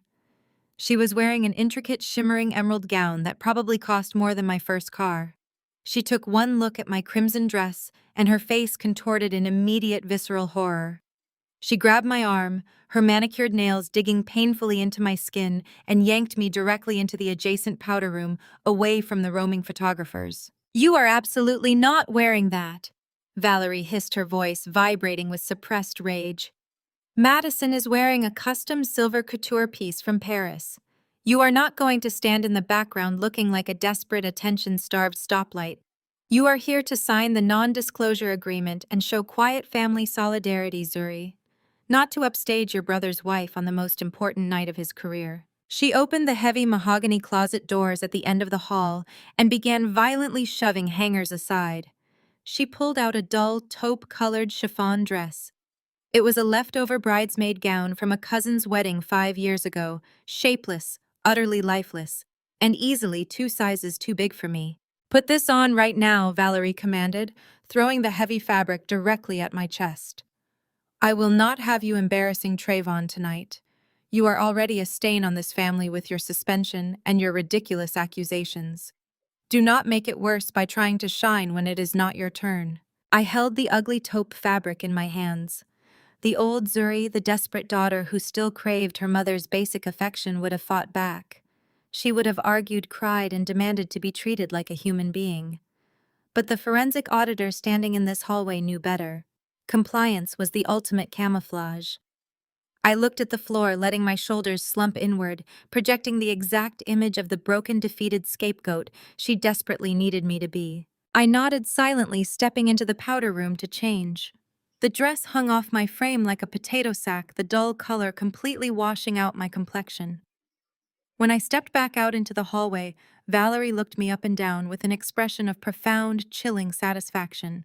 "This is exactly what I meant when I told your father you just needed a reality check," Valerie said, her tone softening into a sickeningly sweet cadence of maternal condescension. She reached out and patted my cheek, a gesture so loaded with dominance it made my stomach turn. "You finally learned your place, Zuri. You have always struggled with understanding family dynamics. You always had to be the smartest person in the room, never caring who you hurt in the process." She was rewriting history right in front of my face. My mind flashed back to my high school graduation. I had won the state debate championship and secured a full academic scholarship. Trayvon had simultaneously failed out of his expensive private prep school due to excessive absences and terrible grades. Valerie had literally marched into my bedroom, boxed up all of my trophies, and shoved them into the attic. She told me it was incredibly insensitive to flaunt my minor academic hobbies while my brother was going through a difficult transitional period. She demanded I submit to his fragile ego back then, just like she was demanding I submit to it right now. "Trayvon is destined for greatness," Valerie continued, adjusting a loose fold of my hideous dress.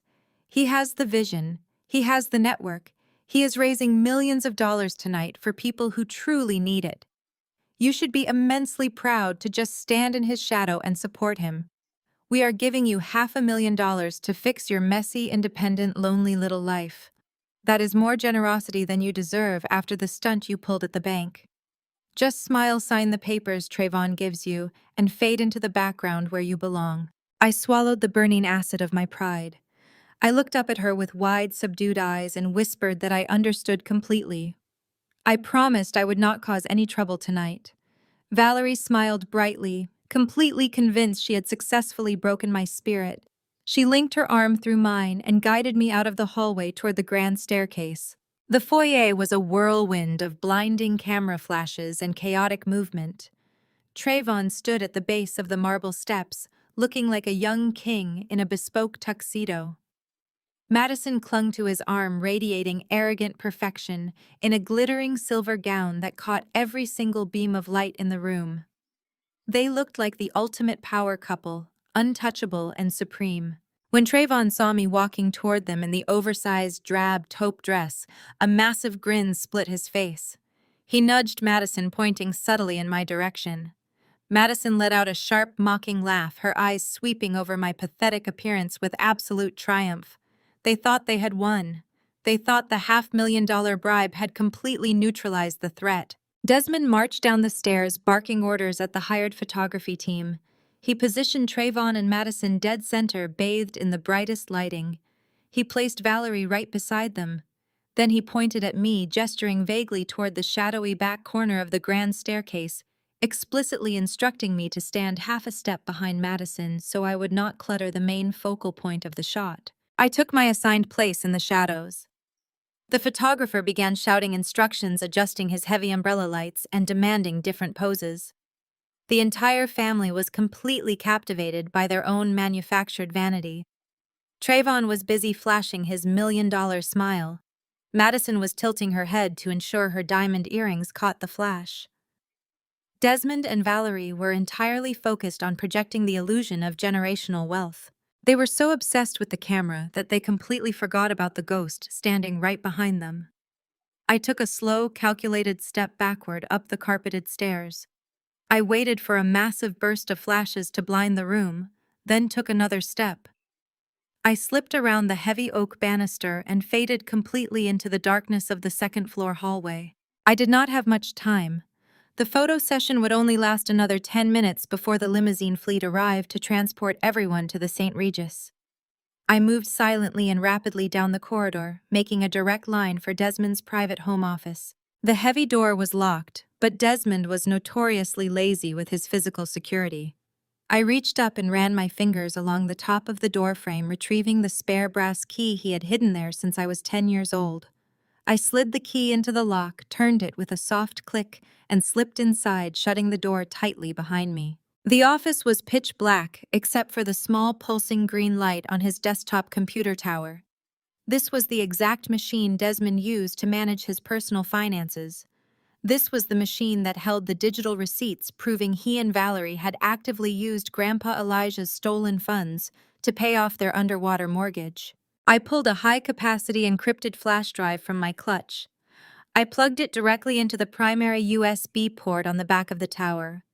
I did not bother trying to crack his password or navigate his messy file system. I executed a preloaded aggressive cloning script designed to rip a complete sector-by-sector copy of his entire hard drive. The progress bar appeared on my small handheld monitoring device, glowing bright green in the darkroom. 10%, 20%. My heart hammered against my ribs like a trapped bird. Every single second felt like an eternity. I could hear the muffled shouts of the photographer echoing up from the foyer downstairs. They were going to notice I was missing any second. If Desmond caught me in this room, the entire operation would instantly collapse. 50%, 60%. I watched the data transfer rate fluctuate mentally, urging the drive to spin faster. I was pulling down years of bank statements, deleted emails, and hidden financial ledgers. This was the absolute final piece of the puzzle. With this cloned drive, I could explicitly tie my parents to Trayvon's federal wire fraud. I could prove they were co-conspirators in the systematic destruction of Grandpa Elijah's estate. 80%, 90%. Suddenly, heavy, rapid footsteps echoed in the hallway outside the office. Zuri Trayvon's voice boomed, vibrating through the thick wood of the door. "Where are you hiding? The limos are pulling up right now. Get down here." I held my breath, my thumb hovering directly over the flash drive. The progress bar hit 99%. The brass doorknob began to turn. The brass doorknob turned with a sharp metallic click. I yanked the encrypted flash drive from the tower, the progress bar having hit 100% just a microsecond prior. I dropped the small rectangular device directly into the silk lining of my clutch and immediately collapsed onto the leather sofa, burying my face in my hands. The heavy oak door swung inward, casting a long, imposing shadow across the dark office. Trayvon stood in the doorway, his silhouette framed by the bright hallway lights, his hands resting aggressively on his hips.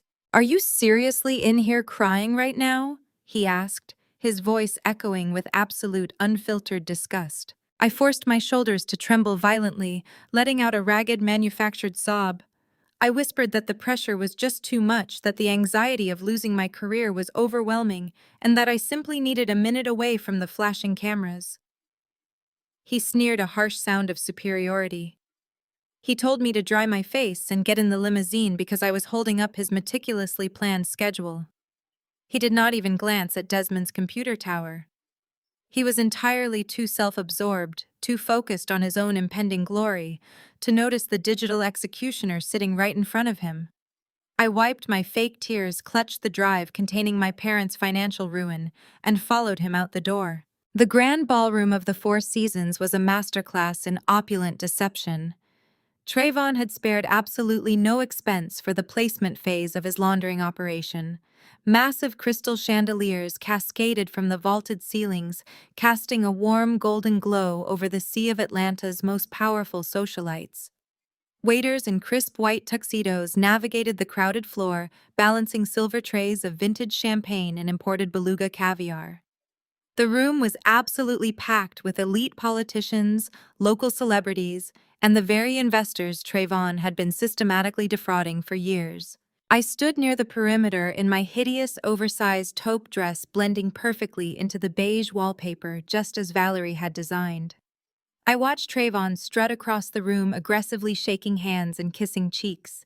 He was playing the ultimate savior, projecting the image of a selfless philanthropist dedicated to uplifting underprivileged youth. He clasped the shoulder of a city councilman, laughing loudly, utterly convinced that his $4 million money laundering front was proceeding flawlessly. He was entirely unaware that the flash drive resting against my leg contained the exact coordinates of his impending federal indictment. Valerie materialized from the crowd, her fingers gripping my arm like a vice. She directed me toward the front of the ballroom, seating me at the very edge of the primary VIP table. Madison was already seated, holding court with a group of wealthy, surgically enhanced wives. When she saw me approach, her diamond-clad fingers tapped excitedly against the pristine white tablecloth. She dismissed her audience with a polite, practiced smile and turned her full predatory attention toward me. She reached into her sequined clutch and pulled out a thick stack of stapled legal documents, sliding them smoothly across the table. A heavy silver fountain pen followed. She leaned in, her custom Paris couture shimmering under the harsh ballroom lights, and whispered that this was the non-disclosure agreement. She gloated that once my signature was on the dotted line, the $500,000 cashier's check would be released to my account by Monday morning. The stipulations were absolute. I had to immediately withdraw my fraud alert at the bank, formally resign from my accounting firm, and never speak of Grandpa Elijah's finances again. She smiled, her eyes completely dead and devoid of any human empathy, telling me it was time to finally accept my place at the bottom of the family hierarchy. Looking at her arrogant face, a vivid, painful memory locked into my mind. I was 22 years old, standing in the back of a sweltering university auditorium in a cheap polyester uniform, holding a heavy tray of catered appetizers. I was working my second grueling shift of the day. Up on the brightly lit stage, Trayvon was walking across the platform in his tailored graduation gown, waving triumphantly to the roaring crowd. Desmond and Valerie had bought a full-page advertisement in the local paper to celebrate his business degree. They were completely willfully ignoring the fact that I was working 80 hours a week to aggressively pay down the massive high-interest credit card debt Trayvon had fraudulently opened under my Social Security number during his sophomore year. They had demanded I absorb his financial crimes to protect his pristine record, labeling my forced labor as a necessary family sacrifice. They paraded him around as a misunderstood genius, while I scrubbed commercial dishes to keep ruthless debt collectors from ruining my credit score. They had trained him to believe that my suffering was the natural currency required to purchase his success. I looked down at the thick legal packet. Madison tapped the silver pen impatiently against the glass of her water goblet. I picked the pen up, letting my hand shake just enough to sell the performance of a broken woman making a desperate choice. I uncapped the pen and pressed the tip to the signature line. In contract law, a signature executed under a deliberately fictitious name or a specific legally recognized duress marker completely invalidates the binding nature of the document. I did not sign Zuri Wilson. I utilized a technique known in forensic circles as the V coactus loophole. By intentionally altering the foundational loops of my signature and embedding a distinct, unrecognizable middle initial, the signature transforms from a binding agreement into a documented act of duress. Using rapid, jagged strokes, I signed a completely fictitious, legally void alias we used in advanced audit training for dummy corporations. To the untrained eye, it looked like a messy, cursive scrawl of my name. To a federal judge, it was a glaring, undeniable marker of fraud. I flipped to the second page and did it again, ensuring the dark ink bled through the thick paper. I slid the packet back across the table. Madison snatched it up greedily, not even bothering to verify the signature. She simply saw ink on paper and assumed she had completely conquered me. I stood up, keeping my posture utterly defeated, and quietly told her I needed to excuse myself to the restroom to compose my emotions. She waved me off without looking up, already texting on her encrypted phone, likely preparing to initiate her own offshore theft. I walked briskly past the sprawling ice sculptures and exited through the heavy ballroom doors. But I did not turn right toward the guest restrooms. I took a sharp left, navigating the employee service corridors with the precision of someone who had audited the blueprints of dozens of luxury commercial properties. I bypassed the chaotic catering kitchen, dodging waiters and prep cooks, and slipped up a narrow, concrete utility stairwell. At the very top of the stairs, a heavy soundproof door marked audio-visual control, restricted access to the main ballroom balcony. I pushed it open without hesitation. The room was a fortress of technological control. Massive soundboards, high-definition projection mainframes, and wireless microphone receivers hummed in the dark. A young hotel technician in a black polo shirt spun around in his swivel chair, his eyes widening in complete surprise. He immediately stood up, stammering that this was a restricted area and I needed to leave immediately. I did not offer an apology or an explanation. I stepped inside the small booth, grabbed him firmly by the shoulders, spun him completely around, and shoved him out into the concrete stairwell. Before he could even regain his balance, I slammed the heavy door shut and threw the steel deadbolt, locking him out completely. He pounded on the door, but the soundproofing absorbed the noise entirely. I turned around and stepped up to the massive glass window overlooking the entire gala. Down below, the crystal chandeliers dimmed. The ambient music faded away. The crowd erupted into thunderous standing applause.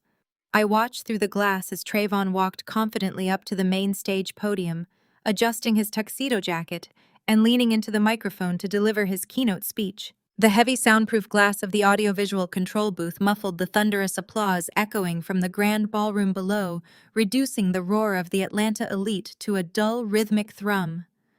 I stood completely still in the dark, bathed only in the neon green and blue glow of the mixing boards and projection monitors.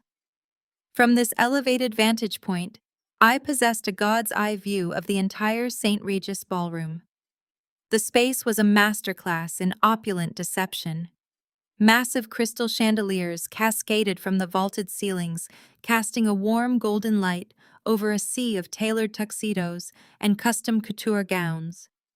Waiters navigated the crowded floor with military precision, balancing silver trays of vintage champagne. It was the perfect stage for a perfect lie. Trayvon strutted to the center of the main stage, projecting the manufactured humility of a seasoned con artist. He adjusted his custom silk lapels and gripped the edges of the lucite podium. The primary spotlights hit him, illuminating his flawless smile. He looked exactly like the benevolent, untouchable king of Buckhead he desperately believed himself to be. He started his keynote speech with a smooth, practiced cadence that immediately captivated the room.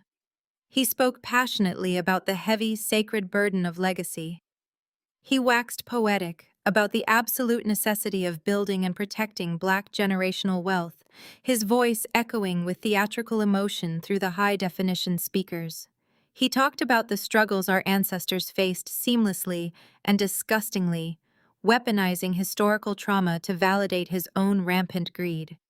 He painted himself as a relentless pioneer, a dedicated wealth manager who was sacrificing his own comfort to ensure the financial security of Atlanta's most vulnerable communities.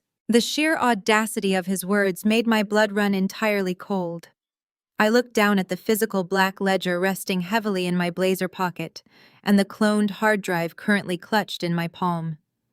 The man standing on that stage preaching to the mayor, the governor's proxy, and 300 wealthy investors about protecting the vulnerable was actively bleeding an 82-year-old man dry to cover his own catastrophic gambling debts. Trayvon paused his speech, letting a heavy theatrical sigh echo through the ballroom. He adjusted his posture, dropping his shoulders and adopting a look of profound, sorrowful empathy. He told the captivated audience that true philanthropy does not just start in the community. He declared that true charity, true grace, must begin at home. Down on the floor, the massive booming television cameras swiveled on their mechanical mounts. Trayvon looked directly into the shadowy back corner of the VIP section. He was looking at the exact chair where Valerie had forcefully positioned me, wearing that shapeless, dull taupe dress designed to render me entirely invisible. He raised his hand and pointed straight into the shadows. The spotlight operator, following Trayvon's dramatic gesture, swept a blinding beam of pure white light across the pristine tablecloths until it pinned my empty chair against the wall. A low murmur rippled through the crowd as the elite attendees turned to stare. Trayvon leaned into the microphone, his voice dropping an octave into a sickeningly sweet, patronizing register. He introduced me to the room as his troubled but deeply loved younger sister. He explicitly publicly mentioned that I had recently fallen on incredibly hard times. He shook his head tragically, telling the crowd that the intense, crushing pressures of the corporate accounting world had caused me to act erratically and lose my way. But then his voice swelled with triumphant righteousness. He declared that family means unconditional grace. He publicly announced that he had graciously forgiven my recent embarrassing transgressions, utilizing my fabricated downfall as the ultimate proof of his benevolent savior complex. Standing in the dark control booth, the absolute suffocating weight of their lifelong gaslighting campaign crystallized in my mind.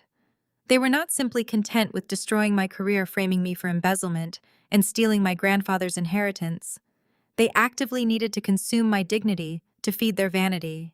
I remembered sitting in our childhood living room, 16 years old, holding my state debate championship trophy. Valerie and Desmond were hosting a lavish dinner party for their wealthy country club friends. Trayvon had just been suspended from his expensive private prep school for academic failure. Whenever my name came up in conversation, my parents would sigh tragically. They used my quiet independence, my fierce intelligence, and my grueling work ethic as a cautionary tale for the other high society parents. They would warn their guests that I was simply too headstrong for my own good, lamenting that allowing a daughter to pursue a demanding analytical career instead of molding her for a suitable marriage would only lead to isolation and bitter loneliness. They had systematically framed my genuine success as a tragic personality flaw just so Trayvon's mediocre entitled existence could look like a triumph. Trayvon was executing the exact same psychological warfare right now, broadcasting it to the most powerful people in the state. I looked down at the VIP table situated directly in front of the stage. Madison was sitting dead center, raising her crystal champagne flute toward her husband. A smug, venomous smirk was plastered across her flawless face. She had the non-disclosure agreement I had signed sitting right next to her plate, utterly convinced she had legally neutralized me. Valerie sat beside her, dabbing perfectly dry eyes with a silk handkerchief, soaking up the sympathetic murmurs of the wealthy wives around her. Desmond nodded stoically, playing the proud patriarch of a beautifully constructed lie. They thought I was trapped in that spotlight. They thought I was bound by the fake legally void signature I had scribbled onto their extortion paperwork. They thought the crushed, obedient scapegoat daughter was simply going to lower her head, swallow the public abuse, and quietly take her bribe. I stepped completely away from the glass. I was done watching. I moved rapidly across the audio-visual control booth. The young technician I had shoved into the concrete stairwell was pounding furiously against the heavy steel door. The muffled rhythmic thuds provided a perfect pulsing countdown to my execution plan. I pulled my heavily encrypted smartphone from my pocket and grabbed a primary interface cable from the rack. I connected my device directly into the master mixing console that controlled the entire ballroom grid. I took the cloned flash drive I had ripped from Desmond's home office containing the explicit proof of their underwater mortgage payoff and jammed it securely into the master projection server.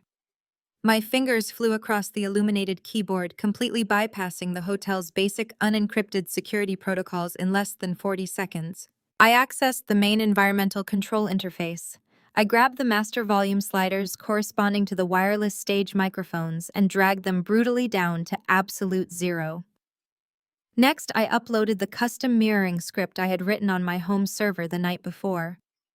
I linked the massive ballroom projection system directly to my live tracking software, integrating Grandpa's original Black Ledger codes with Madison's hidden offshore shell accounts. Down in the ballroom, Trayvon was gearing up for his final triumphant call to action.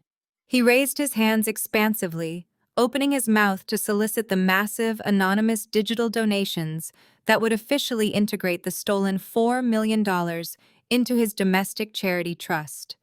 He struck a powerful pose, waiting for his voice to boom across the room. But the heavy concert speakers remained completely dead, Trayvon faltered. He tapped the mesh head of his microphone, a sharp flash of genuine annoyance breaking through his polished philanthropic facade. He looked off stage, gesturing angrily at the shadows where he assumed the sound technicians were standing. The crowd began to murmur, shifting uncomfortably in their seats as the seamless production hit a glaring wall. I reached forward and hit the execute command on my terminal. The ambient classical string music that had been drifting softly through the overhead speakers cut out instantly with a sharp, violent electronic screech that made several guests physically flinch. The entire ballroom plunged into a sudden, suffocating dead silence. Behind Trayvon, the massive 30-foot digital projection screens flickered violently. The glossy, high-definition logo of the Buckhead Excellence Philanthropy Gala vanished. The screens went entirely pitch black for one agonizing suspended second, and then they flared back to life, illuminating the entire room with a blinding, undeniable truth. The massive 30-foot digital projection screens behind the main stage did not immediately display my financial trap. I held my finger off the execute key, watching through the soundproof glass of the control booth as Trayvon adjusted his custom silk lapels and gripped the edges of the lucite podium. The primary spotlights hit him, illuminating his flawless practice smile. He looked exactly like the benevolent, untouchable king of Buckhead he desperately believed himself to be. He started his keynote speech with a smooth, hypnotic cadence that instantly captivated the room. He spoke passionately about the heavy, sacred burden of legacy. He waxed poetic about the absolute necessity of building and protecting Black generational wealth, his voice echoing with theatrical manufactured emotion through the high-definition speakers. He talked about the historical struggles our ancestors faced, seamlessly and disgustingly weaponizing collective trauma to validate his own rampant greed. He painted himself as a relentless pioneer, a dedicated wealth manager who was sacrificing his own comfort to ensure the financial security of Atlanta's most vulnerable communities. The sheer audacity of his words made my blood run entirely cold. The man standing on that stage preaching to the mayor, the governor's proxy, and 300 wealthy investors about protecting the vulnerable was actively bleeding an 82-year-old man dry to cover his own catastrophic stock market gambles. Trayvon paused his speech, letting a heavy theatrical sigh echo through the ballroom. He adjusted his posture, dropping his shoulders and adopting a look of profound, sorrowful empathy. He told the captivated audience that true philanthropy does not just start in the community. He declared that true charity, true grace, must begin at home. Down on the floor, the massive booming television cameras swiveled on their mechanical mounts. Trayvon looked directly into the shadowy back corner of the VIP section. He was looking at the exact chair where Valerie had forcefully positioned me, expecting to see me wearing that shapeless, dull taupe dress designed to render me entirely invisible. He raised his hand and pointed straight into the shadows. The spotlight operator, following Trayvon's dramatic gesture, swept a blinding beam of pure white light across the pristine tablecloths until it pinned my empty chair against the wall. A low murmur of confusion rippled through the crowd as the elite attendees turned to stare at the vacant seat. Trayvon did not miss a beat, assuming I had simply shrunk away from the glare. He leaned into the microphone, his voice dropping an octave into a sickeningly sweet, patronizing register. He introduced me to the room as his troubled but deeply loved younger sister. He explicitly, publicly mentioned that I had recently fallen on incredibly hard times. He shook his head tragically, telling the crowd that the intense, crushing pressures of the corporate accounting world had caused me to act erratically and lose my way. But then his voice swelled with triumphant righteousness. He declared that family means unconditional grace. He publicly announced that he had graciously forgiven my recent embarrassing transgressions, utilizing my fabricated downfall as the ultimate proof of his benevolent savior complex. Standing in the dark control booth, the absolute suffocating weight of their lifelong gaslighting campaign crystallized in my mind. They were not simply content with destroying my career, framing me for embezzlement, and stealing my grandfather's inheritance. They actively needed to consume my dignity to feed their vanity. I remembered sitting in our childhood living room, 16 years old, exhausted from working a double shift at a local diner. Desmond and Valerie were hosting a lavish dinner party for their wealthy country club friends. Trayvon had just wrecked his second luxury sedan, a car he bought using a credit card fraudulently opened in my name. Whenever my name came up in conversation, my parents would sigh tragically.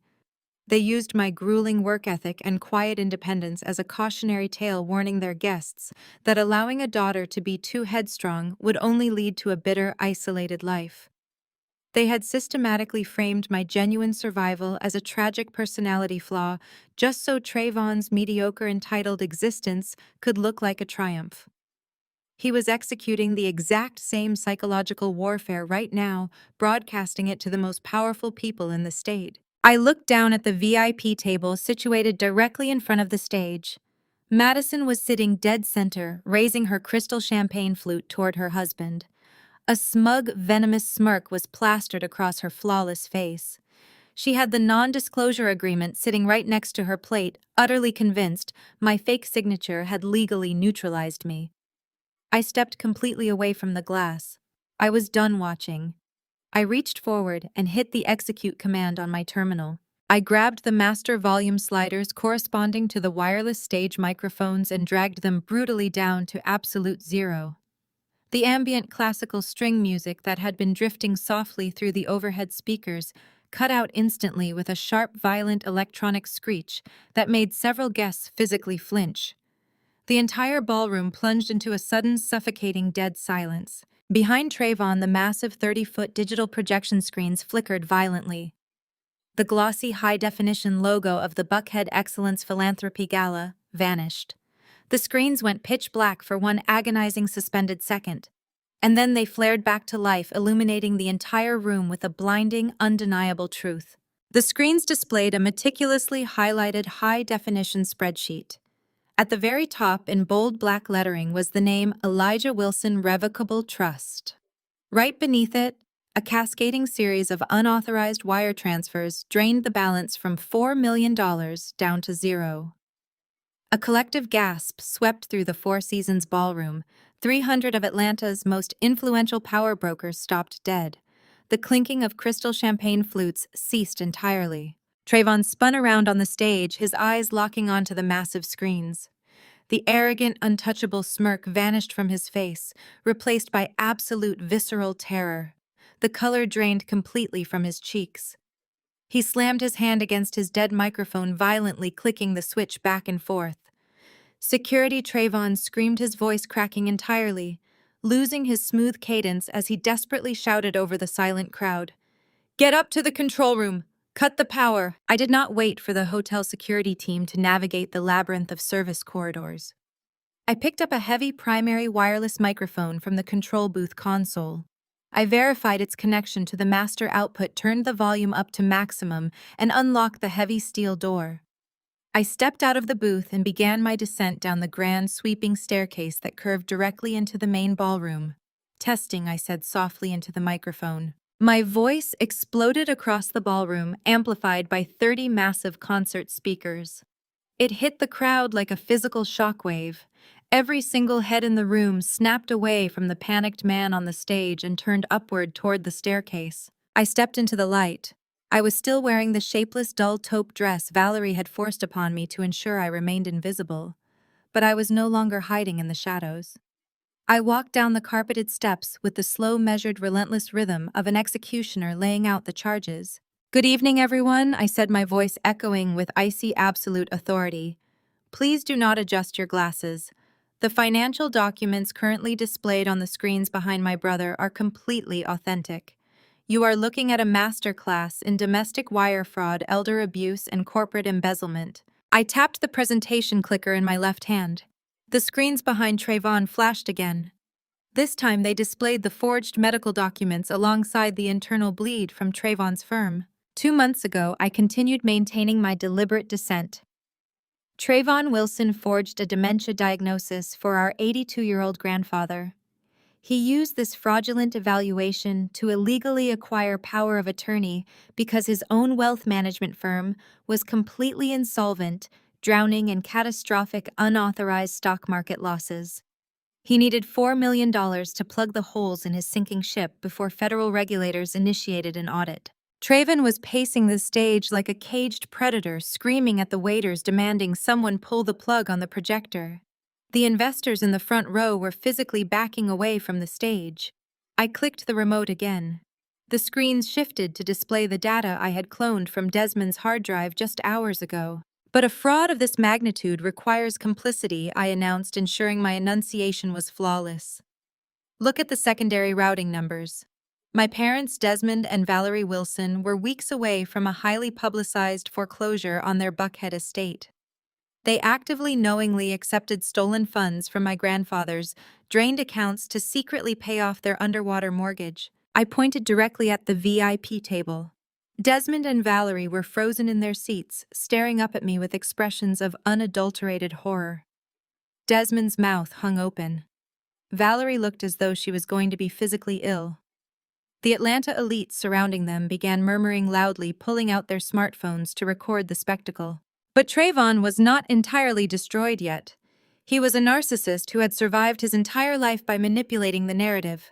He jumped off the stage, landing heavily on the ballroom floor, and aggressively pushed his way through the crowd toward the base of the staircase. "Do not listen to her!" Trayvon roared, pointing a trembling finger directly at my face. He looked at his wealthy investors, his eyes wide with manufactured desperation. "She is insane. She is a suspended, disgraced accountant. She is completely broke and violently jealous of my success. She hacked my firm's private servers to fabricate this entire presentation. She is trying to frame me because I refuse to pay her extortion demands. This is a setup." The crowd hesitated. The wealthy elite of Atlanta loved a scandal, but Trayvon's lie was incredibly dangerous because it was built on the exact narrative my parents had been feeding their social circle for years. I stopped on the final landing, standing 10 feet above the ballroom floor. I looked down at my brother. He was sweating profusely, his chest heaving, his bespoke tuxedo suddenly looking like a prison uniform. He thought his quick thinking had saved him. I simply smiled, a cold, surgical expression that made Trayvon visibly flinch. "A frame job requires past tense fabrication, Trayvon," I said smoothly into the microphone. "But forensic auditing operates in real time." I clicked the presentation remote one final time. The financial documents vanished from the 30-foot screens. They were instantly replaced by a live, high-definition surveillance feed.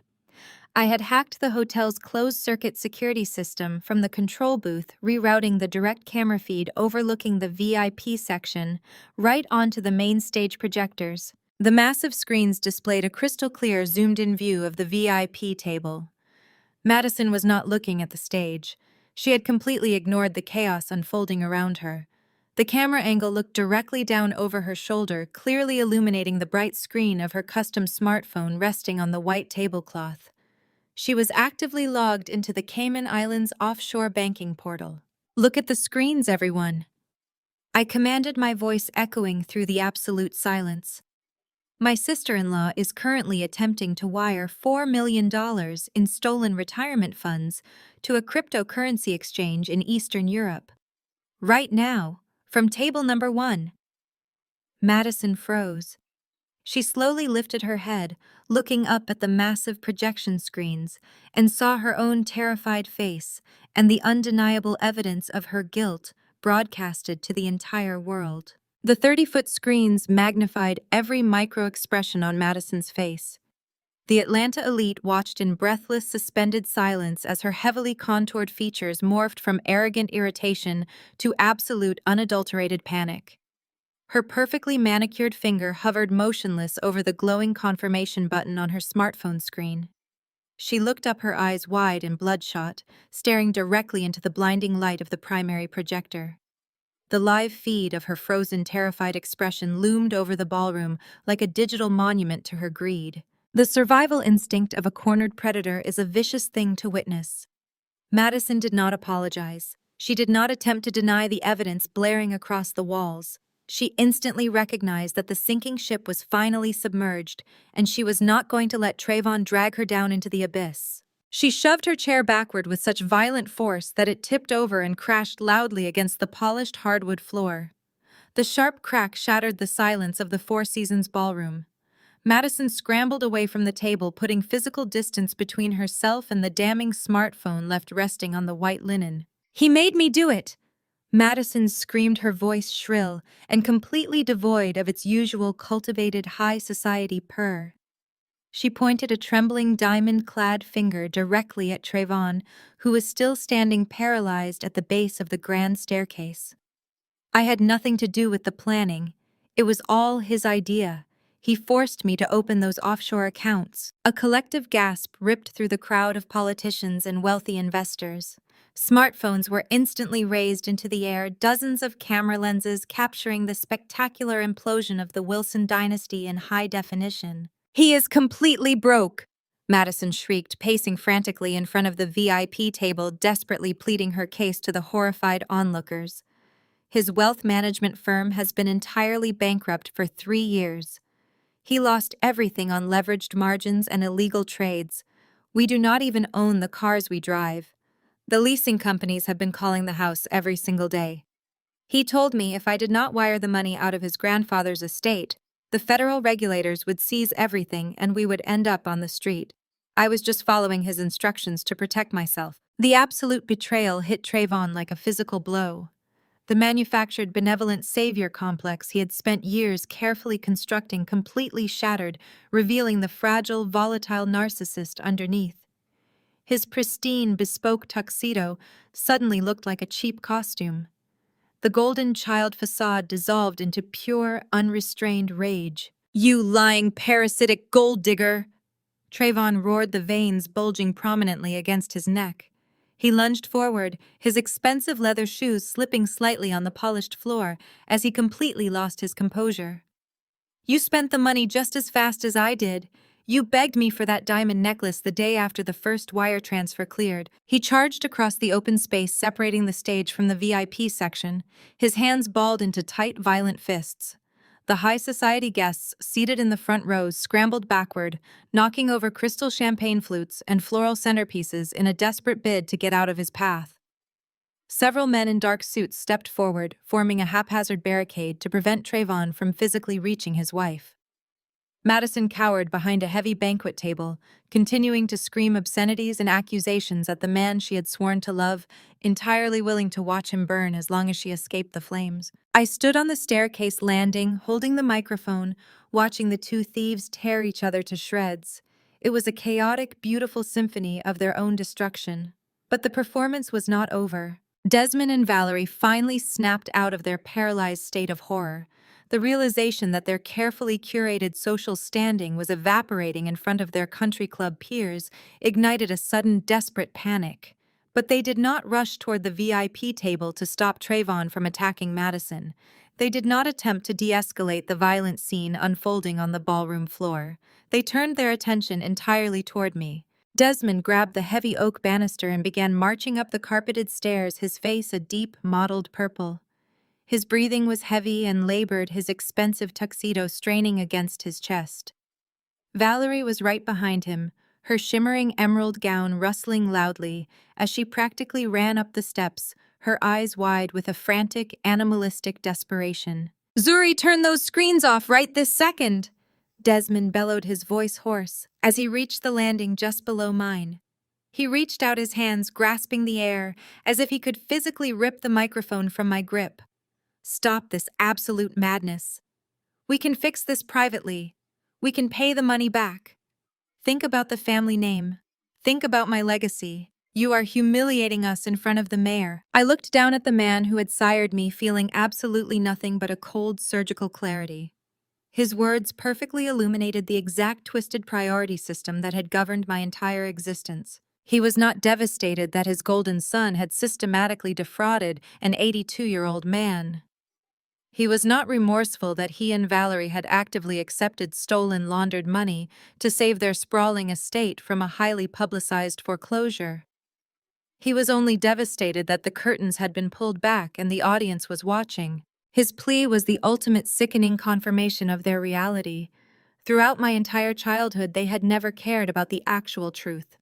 When I worked 2 grueling minimum wage jobs during college to aggressively pay off the massive high-interest credit card debt Trayvon had fraudulently opened under my social security number, they had demanded absolute silence.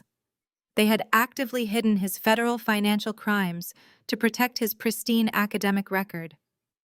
They called my forced, exhausting labor a necessary family sacrifice, prioritizing his unearned comfort over my basic survival. They had always treated my independence and my integrity as inconvenient obstacles that needed to be paved over to protect their grand illusion. They cared far more about the perception of wealth than the reality of their own rotting morality. I tightened my grip on the microphone. I looked directly into Desmond's desperate, pleading eyes and then shifted my gaze to Valerie, who was violently shaking her head silently, begging me to submit to their authority one last time. I am not turning anything off, I said, my voice projecting clearly over the deafening chaos of the ballroom. I am done being the silent architect of your survival. Desmond took another step forward, raising his hand in a threatening gesture, the patriarch attempting to regain control of a kingdom that had already crumbled to dust. You ungrateful little wretch, Valerie hissed, dropping the concerned mother act entirely, her face contorting into an ugly, hateful sneer. We gave you everything. We gave you our name. You used your name as a shield to hide your crimes, I replied, my voice echoing through the massive speakers ringing out above Trayvon's furious shouting down below. You knew exactly where the money to save your Buckhead estate came from. You watched Trayvon forge Grandpa Elijah's medical records, and you stood in the bank and corroborated the lie. You sacrificed my future to fund his lies. You demanded that I stay in the shadows so your precious son could shine. You wanted a golden child. I gestured broadly toward the ballroom floor, where Trayvon was currently being restrained by 3 separate men while screaming wildly at his wife. Look at him tarnish. Desmond opened his mouth to scream another command, but the words never left his throat. A loud, booming crash echoed from the rear of the grand ballroom. The heavy, ornate double doors that served as the primary entrance to the Four Seasons Gala were thrown open with such immense violent force that they slammed against the interior walls. The entire crowd gasped, falling into a stunned, breathless silence. A dozen figures stepped through the threshold, moving in perfect synchronized formation. They were not dressed in tuxedos or evening gowns. They wore dark tactical pants and navy blue windbreakers. The bright, unmistakable yellow lettering emblazoned across their backs and chests caught the light of the crystal chandeliers.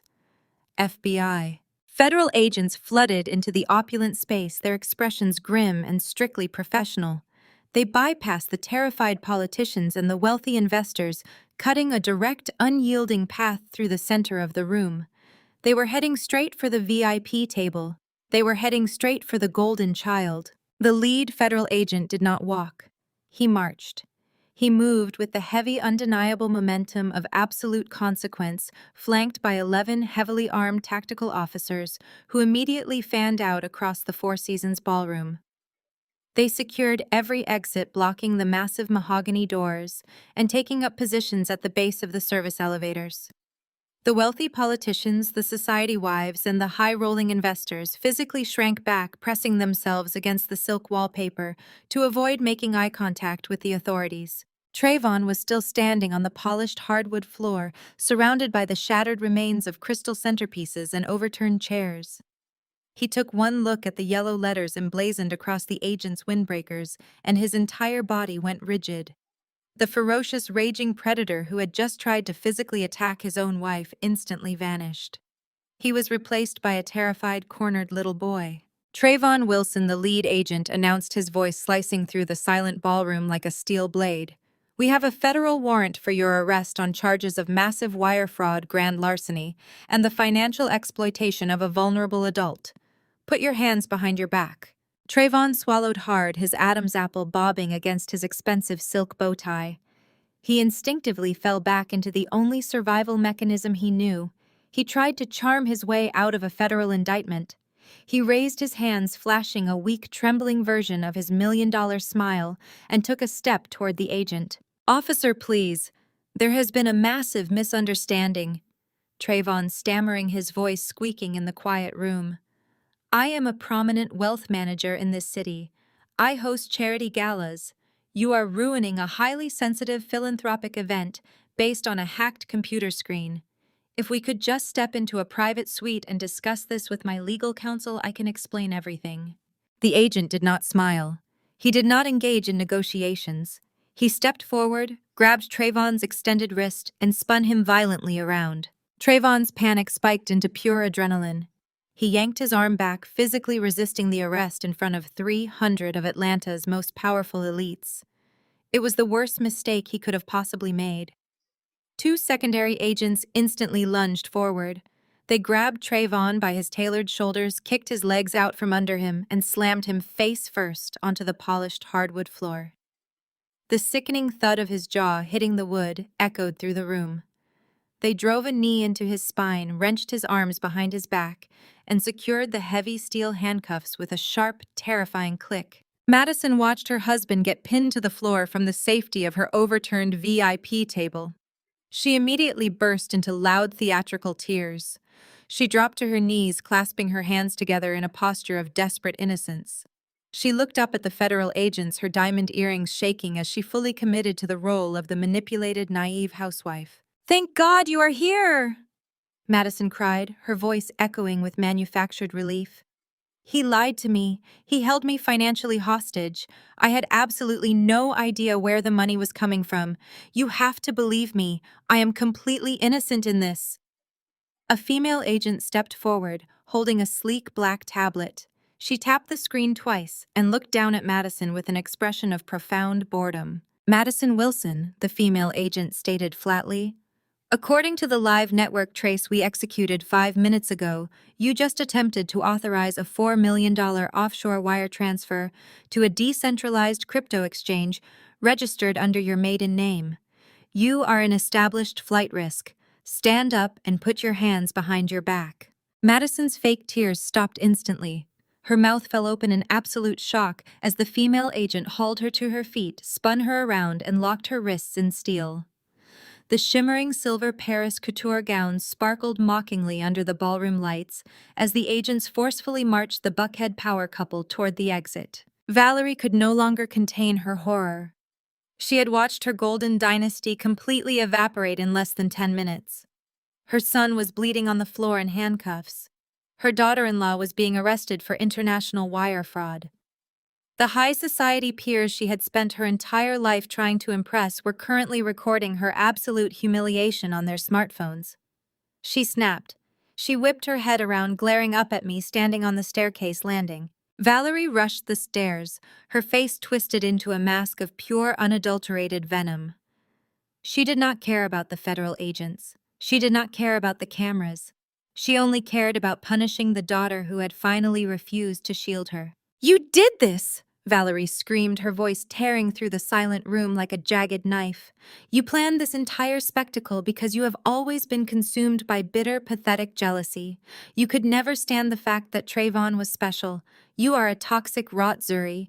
You destroyed this family tonight because you are miserable, and you wanted us to be miserable with you." I looked down at the woman who had birthed me. I felt absolutely no anger, no sorrow, and no lingering attachment. I reached into my clutch and pulled out the thick, stapled, non-disclosure agreement Madison had given me.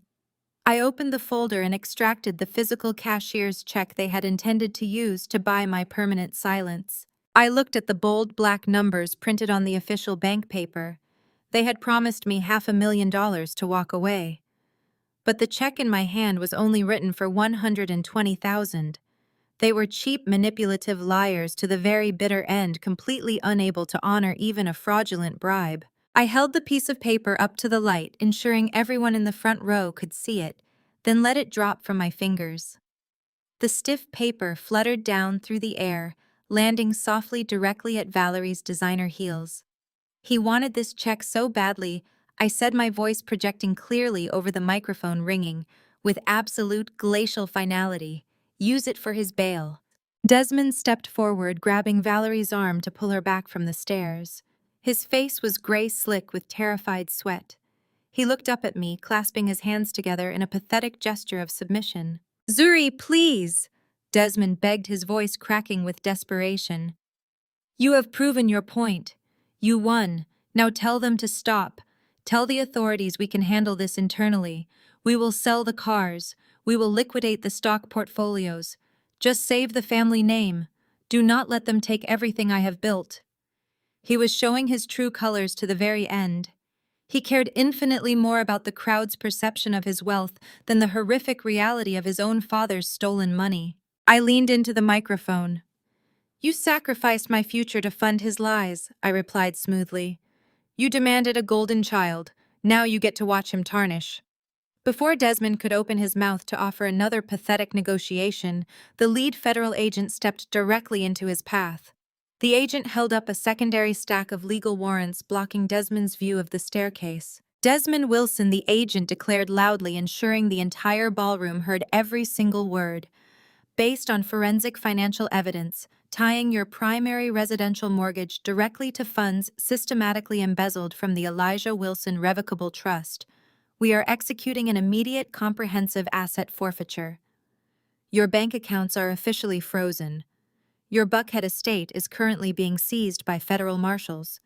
You do not have the resources to post bail for your son. You are both required to vacate your primary residence within 24 hours. Desmond collapsed backward into a catering table, completely unable to support his own weight. Valerie let out a shrill, hysterical wail, dropping to her knees on the ballroom floor right next to the discarded check. They were left with absolutely nothing but the clothes on their backs and the burning gaze of a deeply judgmental crowd. I turned around, walked calmly back up the stairs, and exited through the control booth, leaving the burning wreckage of the Wilson family dynasty behind me. 1 week later, the dust had settled, but the legal firestorm consuming my family was blazing brighter than ever. I walked through the towering glass doors of my downtown accounting firm, my heels clicking sharply against the polished marble lobby. I was not sneaking through the service entrance or carrying a cardboard box of personal belongings.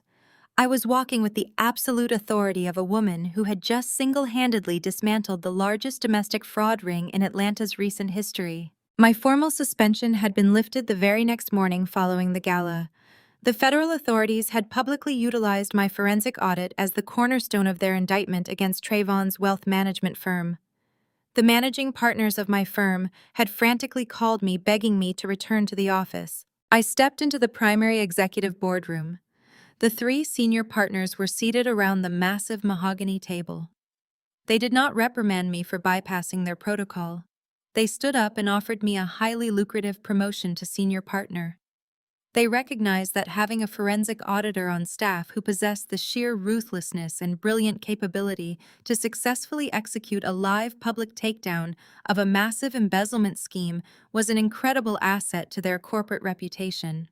I accepted the promotion, claiming the corner office that I had rightfully earned through blood, sweat, and unrelenting competence. The news regarding Trayvon and Madison was plastered across every single television screen in the financial district. Trayvon's bail hearing had been a spectacular disaster. The federal judge, citing the overwhelming evidence of his offshore wire attempts and his aggressive, violent behavior at the gala, deemed him an extreme flight risk and an immediate danger to the community.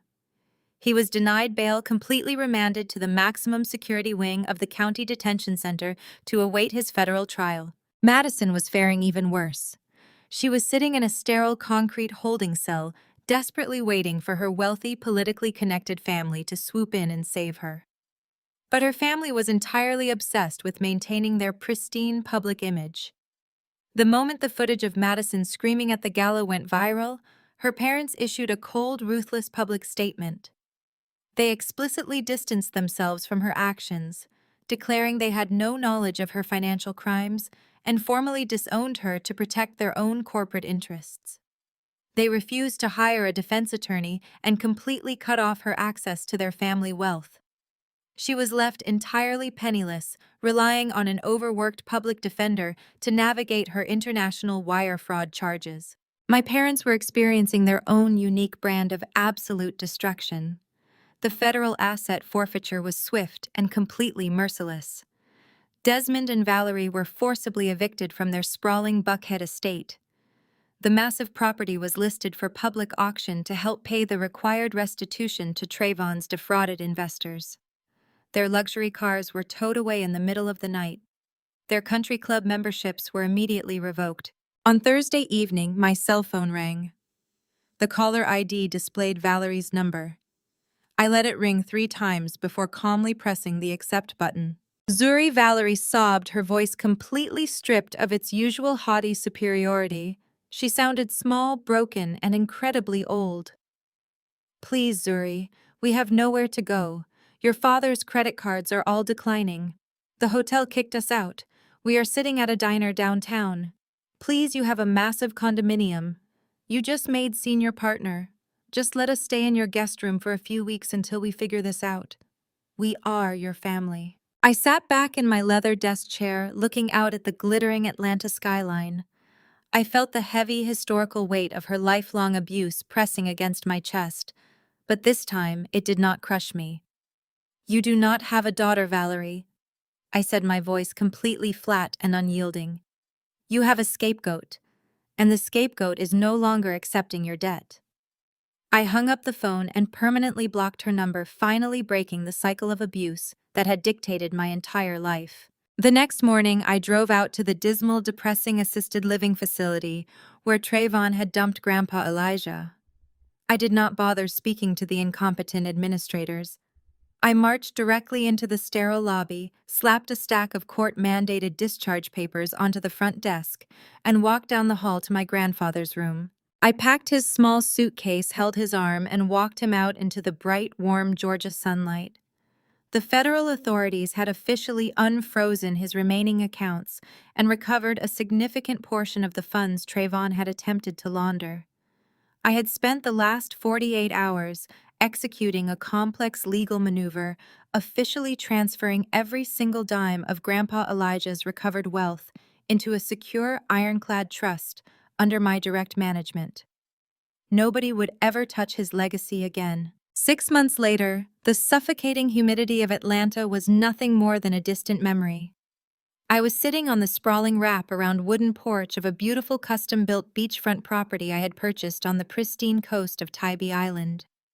The salty ocean breeze rustled the leaves of the palm trees lining the driveway. The rhythmic, soothing sound of the Atlantic waves crashing against the white sand filled the quiet morning air. Grandpa Elijah was sitting in a plush wicker rocking chair right beside me. He was wearing a comfortable linen shirt, sipping a tall glass of iced sweet tea and watching a flock of seagulls dive toward the water. The color had returned to his cheeks, and the sharp, intelligent spark was back in his eyes. He was completely safe, entirely happy, and fully in control of his recovered legacy. I leaned back against the porch railing, taking a slow sip of my coffee. I reflected on the brutal, chaotic journey that had brought us to this peaceful shoreline. For my entire life, my family had designated me as the sacrificial workhorse. I was the invisible daughter expected to silently carry the crushing weight of their financial mistakes, expected to lower my head so they could stand tall. They had systematically tried to bury my independence, to elevate a man who was nothing more than a hollow, greedy fraud. But they had fundamentally misunderstood the nature of true power. True legacy is not built on smoke mirrors and stolen money. It cannot be manufactured by country club memberships or fake offshore accounts. True legacy is built on unrelenting hard work, absolute integrity, and the fierce, unapologetic resilience to burn down a toxic system in order to protect what actually matters. By refusing to submit to their extortion, I had become the ultimate protector of the real Wilson legacy. I had officially resigned from my corporate partnership in Atlanta. The restrictive bureaucratic environment of a traditional firm no longer suited the woman I had become. I had moved to the coast and opened my own elite independent forensic accounting agency, specializing exclusively in dismantling high-level corporate embezzlement and complex financial fraud. My encrypted business phone vibrated sharply on the small glass table next to my coffee mug. I picked it up, glancing at the caller ID. It was a massive multinational corporate client based out of New York. They were facing a catastrophic internal embezzlement crisis and were specifically requesting the expertise of the woman who had publicly taken down the Buckhead fraud ring. I smiled, a quiet, unstoppable force radiating through my veins. I pressed the green button and answered the call with absolute, unwavering confidence, leaving the ashes of my toxic family exactly where they belonged, in the past. The greatest lesson I learned is that true legacy cannot be built on deception or the desperate need for toxic family approval.